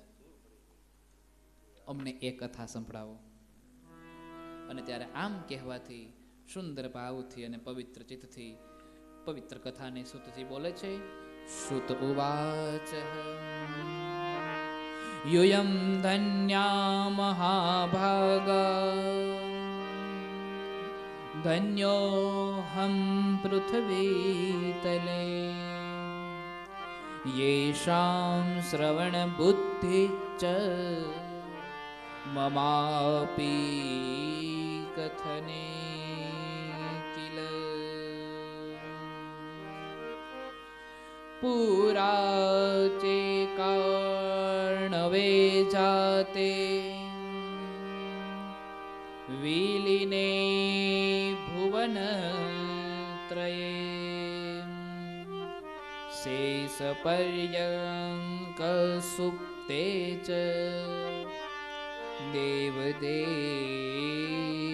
જનાર્દને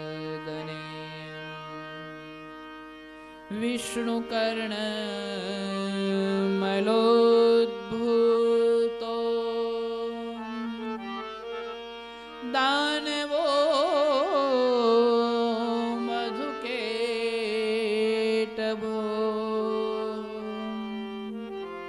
મહાબલો ચ દેતો દૈત્યો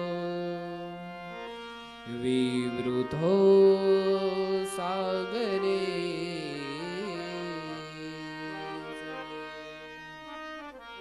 એક સમયની વાત છે, પૃથ્વીલોકના લોક જે છે એ ધન્ય છે, ધન્ય છે, ધન્ય છે અને ધન્યતાઓથી જીવી રહ્યા છે. કથાઓના શ્રવણ કરવાની પ્રીતિઓ પ્રત્યે લાલચાઓ રાખી રહ્યા છે. અને બરાબર એ જ સમયની એક વાત છે, એક સમુદ્ર સાગર છે અને એ સમુદ્ર સાગરના શેષ નાગની સૈયા બનાવી અને ભગવાન વિષ્ણુ એ શેષ નાગની સૈયા ઉપર સૂતા છે. અને બરાબર એ સમયે ભગવાન વિષ્ણુના કાનમાંથી મેલ નીકળે અને મેલમાંથી મધુકૈટભ એવા રાક્ષસ ઉત્પન્ન થાય છે. કથા સાંભળ્યા જેવી સાંભળીને પછી એના ઉપર વિચાર વમસ પણ કર્યા જેવો. ભગવાનના કાનમાં કોઈ દી મેલ હોય એનો મતલબ શું કે ભગવાન સાફ સફાઈ નથી રાખતા એવું? અને મધુકૈટભ એક વ્યક્તિ નથી, મધુકૈટભ બે છે. મધુ અને કૈટભ આવા બે રાક્ષસો છે. કહેવાનું તાત્પર્ય એ છે કે આપણે બધા જ નારાયણનું સ્વરૂપ છીએ. આપણા અંદર એક સૂક્ષ્મ રૂપ તરીકે 4 હાથવાળા નારાયણ આપણા શરીરમાં બિરાજમાન છે.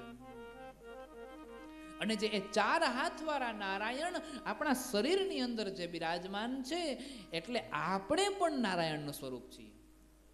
અને આપણા કાનમાં મેલ જામે ને આપણા કાનમાંથી પણ મધુકૈટભ નામના રાક્ષસો જાગે છે.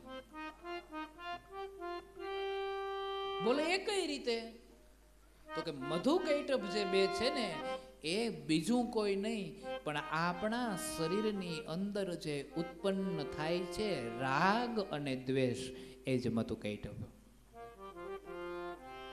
માણસના મનની અંદર દ્વેષ બહુ હોય, રાગ બહુ હોય. ઓલો આમ કરી ગયો ને આ આમ કરી ગયો ને આનાથી આમ ના થાય ને આની આમ કરી લીધું ને એટલું મોટું નામ કમાઈ લીધું હતું ને બેઠો બેઠો જીવ બાયરા કરે.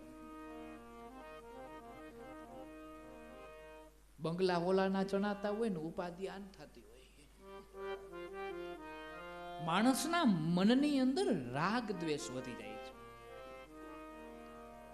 આ જે મધુકૈટભ છે એ પરમાત્માના કાનમાંથી પ્રગટ થયા છે. અને રાગ અને દ્વેષ હંમેશા કાનથી જ પ્રગટ થાય. તમે કોઈની પ્રગતિ સાંભળો, તમે કોઈના સારા કામ સાંભળો, તમે કોઈના એમ કહેવાય છે કે સારું કાર્ય કર્યું છે અથવા તો જે કોઈ વ્યક્તિ એવો છે કે જે સારા કામ કરે છે એટલે તમને એના પ્રત્યે રાગ દ્વેષ થવા માંડે. જે સમાજના કલ્યાણ માટેનું કામ કરતો હોય, સમાજ માટેનું કામ કરતો હોય, ગામ માટેનું કામ કરતો હોય, લોકો એની પ્રત્યે રાગ દ્વેષ જ રાખે છે. દાખલા તરીકે આ ગામમાં કોઈ એક વ્યક્તિ છે કે જે વ્યક્તિ ગામ માટે બહુ સારા કામ કરે છે, કોઈના નામ ન લેવાય, પણ ગામ માટે બહુ સારા કર્મ કરે છે, બહુ સારા કામ કરે છે. એ વ્યક્તિના દોષ કાઢનાર ગામમાં ઘણા બધા હોય છે કે એ તો આમ કરે છે ને કેમ કરે એ અમને ખબર છે, મિનીબાઈ હો ઉંદર ખાઈને પાટે બેઠા ને આમને આમને એ કેટલા પાણીમાં છે ને અમને બધી ખબર છે, એવી વાતો કરે.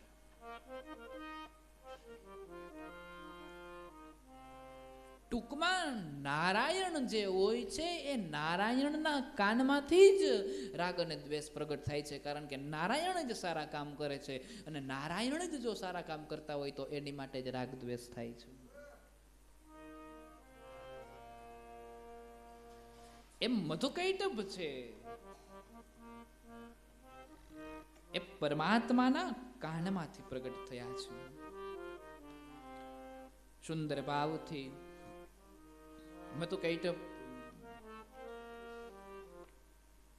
તપસ્યા કરે છે. તપસ્યા કરી પરમાત્માને પ્રસન્ન કરે છે અને પરમાત્માને પ્રસન્ન કર્યા છે અને પરમાત્માએ કીધું છે કે માંગ તારે શું જોઈએ, ત્યારે પરમાત્માએ કીધું છે કે મારે ઈચ્છા મૃત્યુનું વરદાન જોઈએ છે, કે હું જ્યારે ઈચ્છા કરું ને ત્યારે જ મરી શકું, મને કોઈ મારી ના શકે. અને રાગ અને દ્વેષ જ્યારે ઈચ્છા થાય ત્યારે જ મરે, આપણા મારવાથી ન મરે. રાગ અને દ્વેષને ભગવાન મારે આપણા હૃદયની અંદર તો જ મરે, બાકી ઈર્ષાઓ આપણા હૃદયમાં થયા જ કરે છે, થયા જ કરે છે, થયા જ કરે છે, થયા જ કરે છે. ઈર્ષાઓ જાયગા જ કરે છે. પવિત્ર ભાવથી સમજાયું છે. સુંદર મહિમાને પ્રગટ કર્યો છે. અને એ જે મધુકૈટભ જે છે એ તપસ્યા કરી અને ઈચ્છા મૃત્યુનું વરદાનને પ્રાપ્ત કર્યું છે. એટલે ઈચ્છા મૃત્યુને વરદાન પ્રાપ્ત કર્યું છે એટલે મધુકૈટભ બ્રહ્માજીને મારવા માટે ગયા. જેની પાસેથી વરદાન પ્રાપ્ત કરીએ ને એની ઉપર જ પ્રયોગ કરીએ કે એ વરદાન આપ્યું એ સાચું છે ખોટું છે. જેમ ભગવાન શંકરે ભસ્માસુરને ભસ્મ કંકણ આપી દીધું અને કીધું કે તું જેની માથે હાથ મૂક એ ભસ્મ થઈ જાય. એટલે પેલા જ કે લ્યો ભગવાન શિવજી તમારી માથે પ્રયત્ન કરું કે ભસ્મ થાવ કે નહીં. મહાદેવ ભાગ્યા. એમ બ્રહ્માજીના વરદાનથી ઈચ્છા મૃત્યુનું જે વરદાન હતું એ બ્રહ્માજીના વરદાનથી મધુકૈટભ છે એ બ્રહ્માજીની પાછળ જ દોડે છે. અને બ્રહ્માજી એનાથી બચવા માટે થઈને ત્યાંથી ભાગી જાય છે. કારણ કે બ્રહ્માજીને ખબર છે કે ઈચ્છા મૃત્યુનું વરદાન મેં જ આપ્યું છે ને હું થોડુંક એને પૂગી શકું. અને બ્રહ્માજી દોડતા દોડતા દોડતા દોડતા નારાયણ પાસે આવ્યા. અને નારાયણ પાસે આવ્યા છે એટલે નારાયણને આવીને બ્રહ્માજી એવું કીધું છે કે સાંભળો નારાયણ, આમ નહીં ને આમ થયું છે. પરંતુ આમ જ્યાં હજી કહેવાની વાતને મનોમન ભગવાન બ્રહ્માજી વિચાર કરે છે એના પહેલા તો એવું કહેવાય છે કે ત્યાં જઈને ત્યાં જોવે છે ત્યાં તો ભગવાન સૂતા હોય છે. અને ભગવાન સૂતા છે ને એટલે સૂતેલા નારાયણને જોઈ ભગવાન બ્રહ્માજીના મનની અંદર ઓલી ઉદયવાળી વાત યાદ આવી ગઈ કે આ વખતે કઈ બુદ્ધિનો પ્રયોગ નથી કરવો, નકર વરી માથું કપાઈ જાય તો ઓલા વાહે લગણ આવે છે, ક્યાં બચવા જા. એટલે ઉધીવાળો કોઈ પ્રયોગ નથી કરવો. પરંતુ ભગવાન બ્રહ્માજી છે એ ત્યાં બેઠા છે અને બેઠા બેઠા ભગવાન બ્રહ્માજી છે એ નારાયણને પ્રાર્થના કરે છે. એને ઉઠાડવા જાય પણ ભગવાન ઉઠતા નથી. ઈશ્વર ઉઠતા નથી અને એટલા માટે થઈ ભગવાન બ્રહ્માજીએ દેવીને પ્રાર્થના કરી છે, લક્ષ્મીને પ્રાર્થના કરી છે કે તમે નારાયણને જગાડો. ભગવાન નારાયણને જગાડવા માટે લક્ષ્મીને સુંદર ભાવથી પ્રાર્થના કરતા કરતા બ્રહ્માજી બોલ્યા છે, દીનાનાથમ હરે વિષ્ણુ વામનો તિષ્ઠ માધવ ભક્તાર્દીર્ષિકેશ સર્વવાસ જગત્પતે અંતર્યામી મેયાત્મન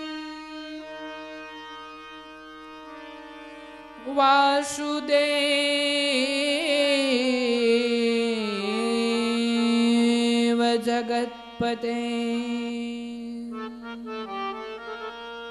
દૃષ્ટારિનાશનેકાગ્ર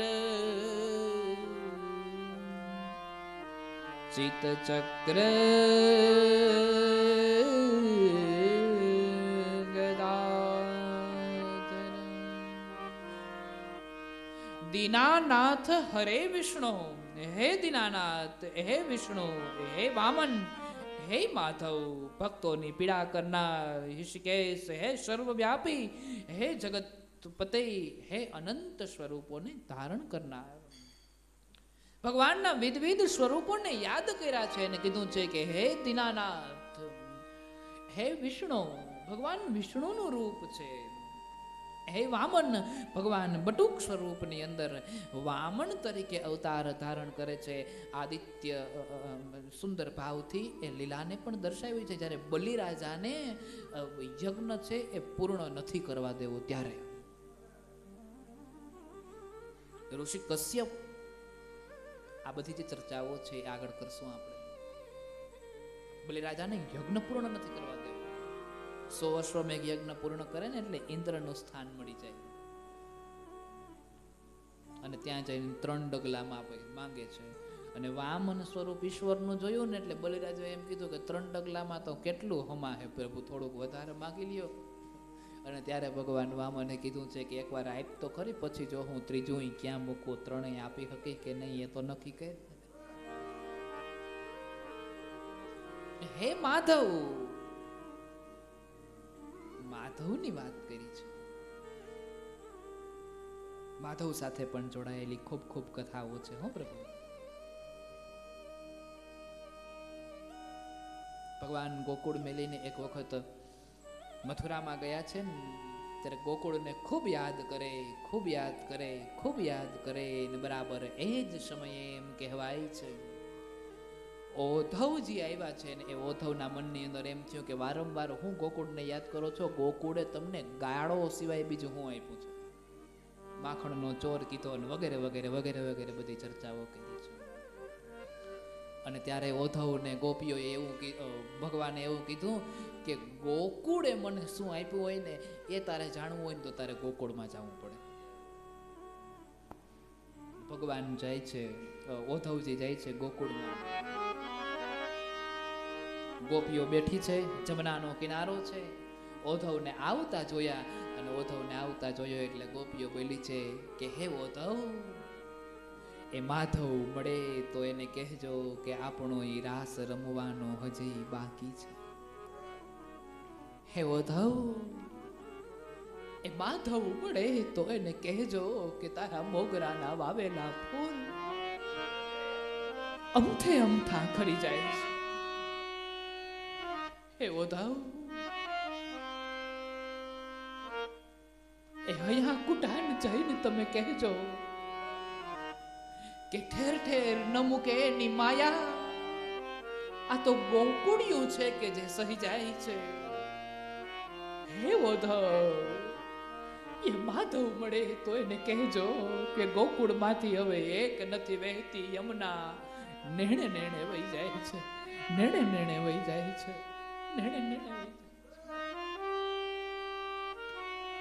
એક યમુના નથી, આંખે આંખે ને યમુનાની ધારા પડી જાય છે.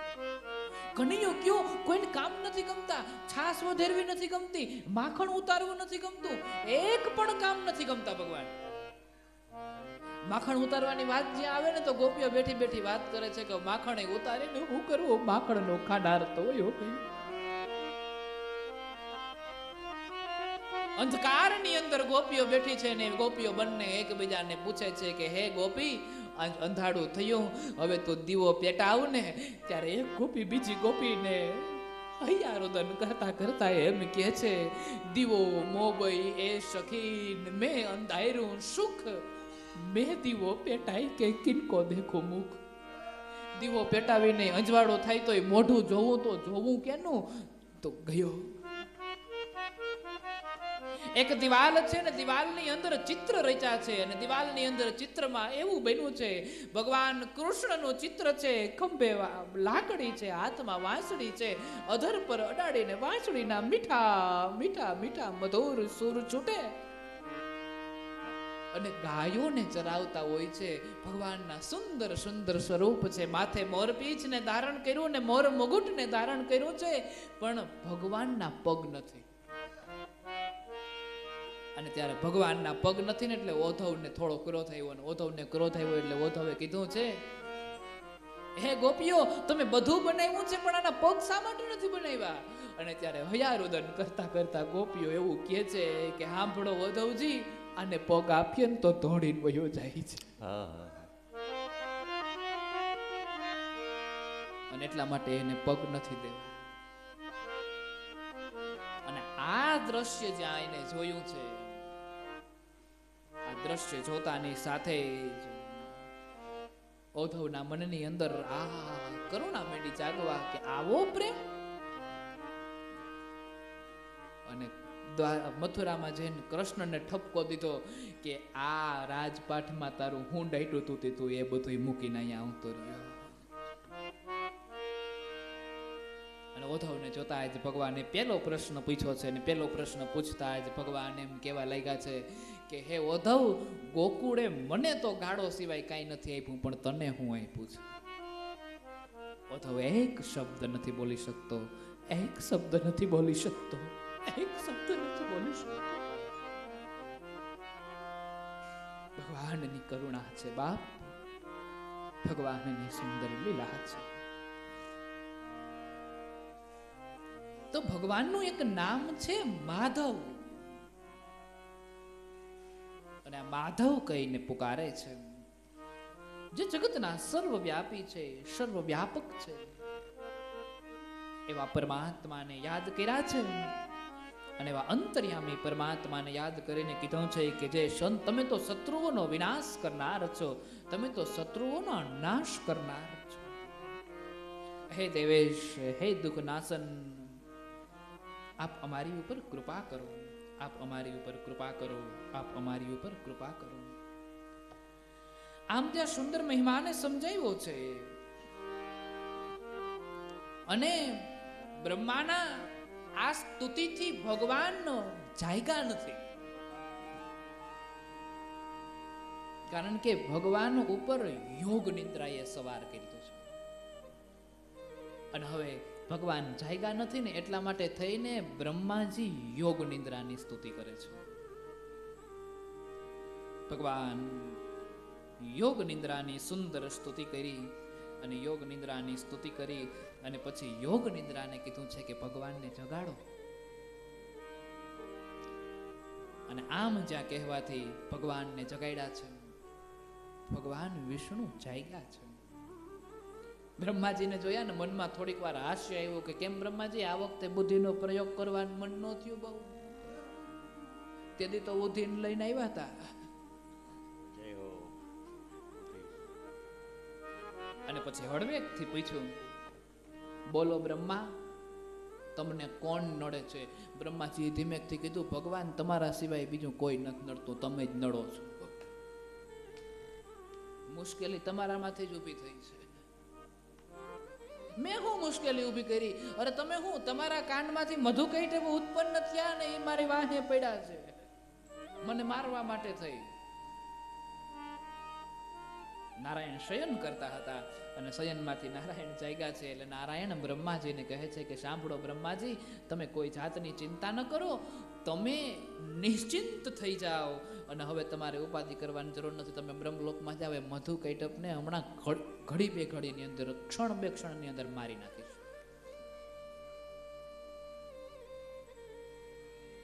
પરમાત્માએ જ્યાં આમ કીધું છે કે ક્ષણ બે ક્ષણમાં મારી નાખીશ, બ્રહ્માજી એકદમ નિશ્ચિંત થયા છે.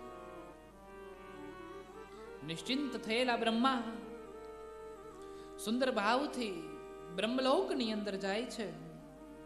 અને જ્યાં બ્રહ્મલોકની અંદર બ્રહ્માજી પહોંચ્યા છે, ત્યારે પવિત્ર ચિત્તથી ભગવાન નારાયણ મધુ કૈટભને મારવા માટે જાય છે. પણ આને ઈચ્છા મૃત્યુનું વરદાન છે. યુદ્ધ કરે છે 1 વર્ષ, 2 વર્ષ, 3 વર્ષ, વર્ષો સુધી યુદ્ધ હાલે છે. ભગવાન થાકી જાય છે. અને જેમ મેં કીધું એ પ્રમાણે મધુ અને કૈટભ બે અલગ અલગ છે. એટલે ઓલા તો વારો કાઢી લે છે કે એક થાકે તો એક હોઈ જાય ને બીજો યુદ્ધ કરે, વળી આ હોઈ જાય ને વળી ઓલો યુદ્ધ કરે છે. ઈ બે વારા કાઢે ને ભગવાન એકલા.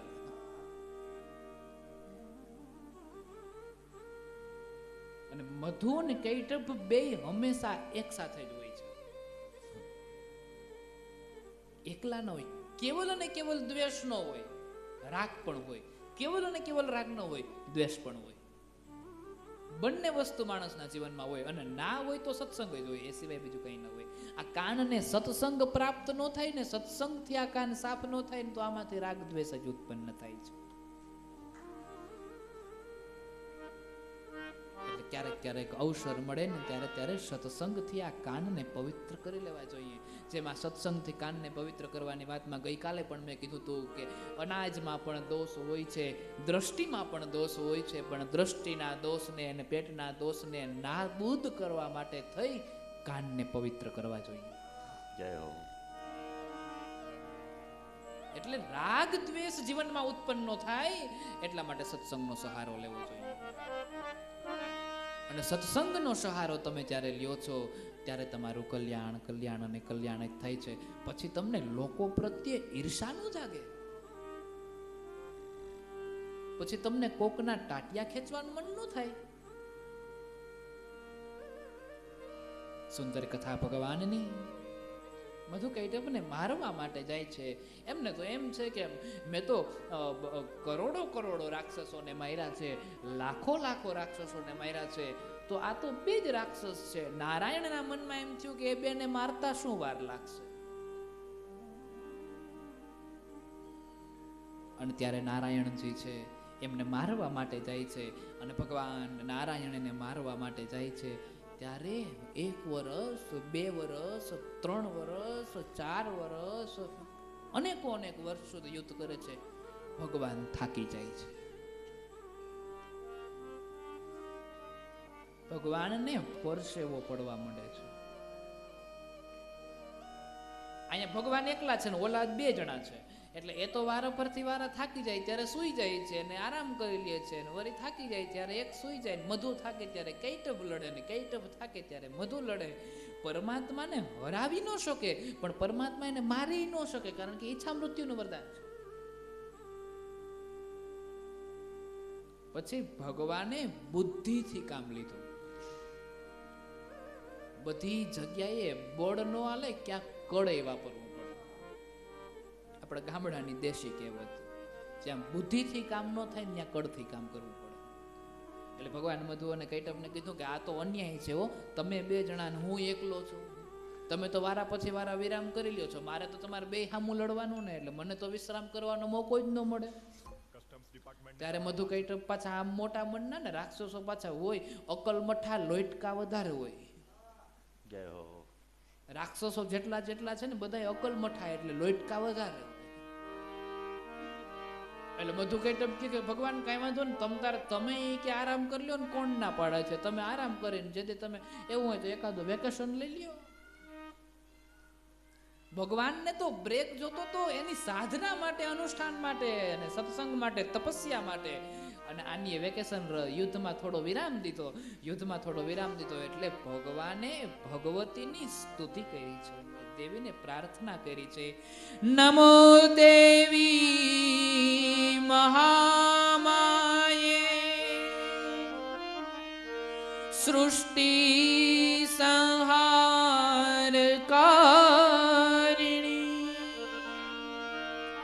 અનાદિ નિધને ચંડી ભુક્તિ મુક્તિ પ્રદે શિવે નતે રૂપમ વિજાનામિ સગુણમ નિર્ગુણમ તથા ચારિત્રાણિ કુતો દેવી સંખ્યાતીતાનિયાદિતે. હે મહામાયા, હે સૃષ્ટિ સંહાર કારણી, હે આદિ અનંત રહિત, હે ચંડી, હે ચામુંડા, હે ભક્તિ અને મુક્તિને પ્રદાન કરનાર, હે જગદંબા, હે આદ્ય શક્તિ, હે પરંબા, હે ચામુંડા, હે કુળદેવી, અમારી માથે રક્ષા કર, અમારું કલ્યાણ કર. અને હે ભગવતી, હે ભવાની, હે માં, તું મને આ મધુ કૈટભને કઈ રીતે મારવા એનો ઉપાય બતાવો. અને ત્યારે ભગવતી પ્રસન્ન થયા. અને પ્રસન્ન થયેલા ભગવતી નારાયણને જઈને કીધું છે કે હે નારાયણ સાંભળો, મધુ કૈટભને મારવા માટે હું તમારી મદદ કરીશ.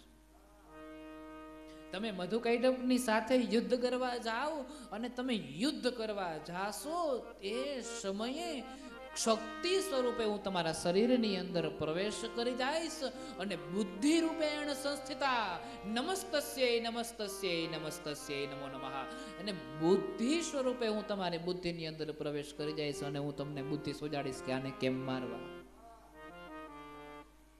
પરંતુ તમે તમારી બુદ્ધિ ઉપર અભિમાન કરીને એમ નો વિચાર કરતા કે આ વિચાર મારો છે, આ ચતુરાઈ મારી છે, મારી ચતુરાઈના કારણે મધુ કૈટભને માર્યા છે, એવું ન વિચારતા હું મારું છું, હું બુદ્ધિ સ્વરૂપે તમારી અંદર પ્રવેશ કરીશ. અને બુદ્ધિની જેમ ગઈકાલે વાત કરી એ પ્રમાણે ભગવતી માણસના જીવનનું પેલું ધનોત્પનોત કાઢવા માંગતા હોય ને ત્યારે ભગવતી એની બુદ્ધિમાં પ્રવેશ કરી જાય છે અને ખોટા ખોટા વિચારો આપે છે. ભગવાન નારાયણ યુદ્ધ કરવા માટે જાય છે અને હવે બંને જણાઓ ઝઘડે છે. બંને જણા ઝઘડે છે એ સમય દરમિયાન ભગવતી એક સુંદર નારીના સ્વરૂપને ધારણ કરી અને મોહિત રૂપની અંદર ત્યાં પ્રગટ થયા. એટલે આ તો નારાયણ છે, બ્રહ્મ છે, એટલા માટે જાણી ગયા કે આવી સ્ત્રી સુંદર સંસારિક સ્ત્રી ન હોય, આવી નારી સામાન્ય સ્ત્રી ન હોય. પણ ઓલા તો રાક્ષસો છે એટલે એ જાણી ન શક્યા. એટલે નારાયણ થોડી વાર માટે સ્થિર થઈ ગયા અને હવે મધુ ને કૈટભ બે ઝઘડવા માંડ્યા છે કે હું આની હારે વિવાહ કરીને ઓલો કે હું આની હારે વિવાહ કરી. બંને જણા સામસામા ઝઘડે છે અને એક સુંદર સ્ત્રી છે અને બંને જણા એ સ્ત્રી માટે ઝઘડે છે. એ સામાન્ય સ્ત્રીનું રૂપ આવું ન હોય એવું વાતને એ મૂર્ખ સમજી નથી શકતા કે આ જોગ માયા છે એની એને ભાન નથી પડતી. અને ત્યારે બંને જણા ઝઘડે છે અને નારાયણના બુદ્ધિની અંદર ભગવતીએ પ્રવેશ કર્યો અને નારાયણ બરાબર ત્યાં જઈને મધુ અને કૈટભને બંનેને જઈને એવું કહેવા લાગ્યા કે સાંભળો, તમારા યુદ્ધના પરાક્રમથી હું બહુ રાજી છું, મને બહુ આનંદ આવ્યો છે, તમે જે પરાક્રમ કર્યું ને એનાથી હું રાજી છું અને એટલા માટે થઈ અને તમે માગો એ હું તમને આપવા માટે તૈયાર છું.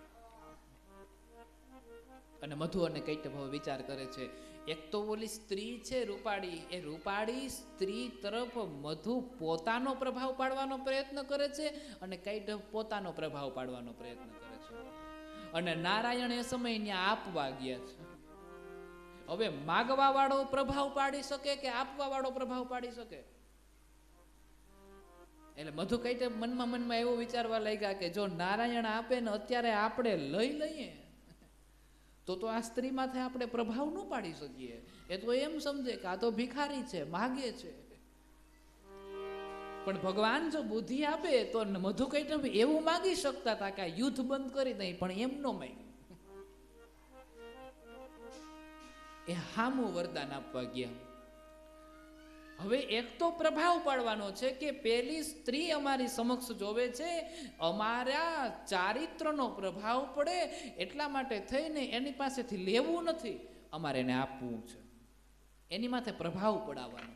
અને તમારે કોઈ વ્યક્તિ ઉપર જ્યારે પ્રભાવ બતાવવો હોય ત્યારે તમે દાતાર હોય એવું દર્શાવો તો જ પ્રભાવ દેખાડી શકો, નહીંતર ન દેખાડી શકો. એટલે મધુ અને કૈટભ બંને એને નારાયણને ભગવાનને એવું કહેવા માંડ્યા કે તમે માગો અમે વરદાન દઈએ. એટલે ભગવાને એક ક્ષણનો વિચાર કર્યા વગર પરબારો માંગી લીધું. તમે એવું માંગો કે હું મરું તો નારાયણના હાથે મરું, અને અમારી ઈચ્છા એવી છે કે અમે નારાયણના હાથે મરી જઈએ. અને નારાયણે પરબારું માંગી લીધું. હવે માગ્યા પછી જો આપે નહીં તો આનો પ્રભાવ ખરાબ પડે કે આ તો ભાઈ ફાડો થાય ત્યારે 51,000 લખાવી જાય પણ આપવા નથી આવતો. માગ્યા પછી જો આપે નહીં તો પણ પ્રભાવ ખરાબ પડે, અને જો આપી દે તો મૃત્યુ પામવું પડે. પણ મેં કીધું ને, અકલ મઠા લોટ કાબો હોય, એટલે બુદ્ધિનો ઉપયોગ કરી અને જીવને ન બચાવ્યું પણ પોતાનો પ્રભાવ દર્શાવવા માટે થઈને ભગવાન પાસેથી ભગવાનને વરદાન આપી દીધું કે અમે નારાયણના હાથે મરી જઈએ. મધુ અને કૈટભના ભગવાને આશીર્વાદ આપ્યા છે કે નારાયણના હાથે મરીએ. અને જે મધુ કૈટભને મારવા માટે ભગવાને વર્ષો સુધી યુદ્ધ કર્યું હતું અને થાકી ગયા હતા ને એકદમ પરસેવો વળી ગયો તો એ મધુ કૈટભને ભગવાને ક્ષણ બે ક્ષણની અંદર ફૂંક મારીને મારી નાખ્યો. તો આવી પરમાત્માની એક સુંદર લીલા છે. આ મધુ કૈટભની આ સુંદર જે કથા છે એ કથાને નારદજી વેદવ્યાસને સંભળાવે છે, સૂતજી ઋષિઓને સંભળાવે છે, અને આ બંનેની વચ્ચે સુંદર પવિત્ર કથા ધીરે ધીમે ભાવથી ગવાઈ રહી છે. અને એ બાદ વ્યાસજીના મનની અંદર સમજણ આવી ગઈ કે આ જગતની અંદર, આ દુનિયાની અંદર જો કોઈ મહાનમાં મહાન હોય તો કેવલ અને કેવલ એક જ વ્યક્તિ છે. જે કોણ? દેવી શક્તિ, એના સિવાય બીજું કોઈ નથી. કેવલ અને કેવલ એક જ જે છે જગદંબા, એના સિવાય બીજું કોઈ નથી. નારાયણને આ વાત સમજાઈ ગઈ છે. નારાયણ તપસ્યા કરવા માટે બેસે છે, અને કયા મંત્રની તપસ્યા કરે છે એ મંત્રની વાતને આપણે આવતીકાલે સાંભળીશું. આઈએ આ કથાને અહીં વિશ્રામ આપીએ, અને કથાને વિશ્રામ આપીએ એ પહેલા બે ક્ષણ માટે નાની એવી ધૂન કરી લઈએ. એ ધૂનમાં ધૂનમાં ભોળા તારી ધૂનમાં,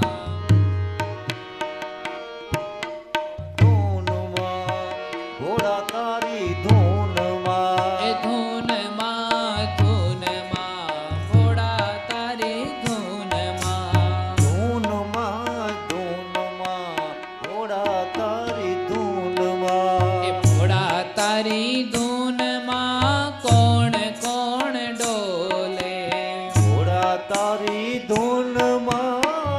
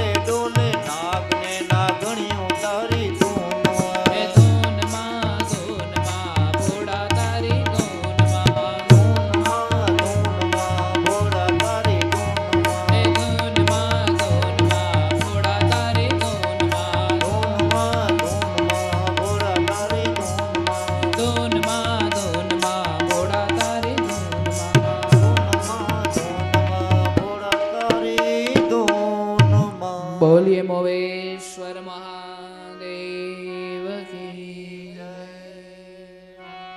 આવો બધા જ બહેનોને વિનંતી છે કે આરતી માટે આગળ પધારે.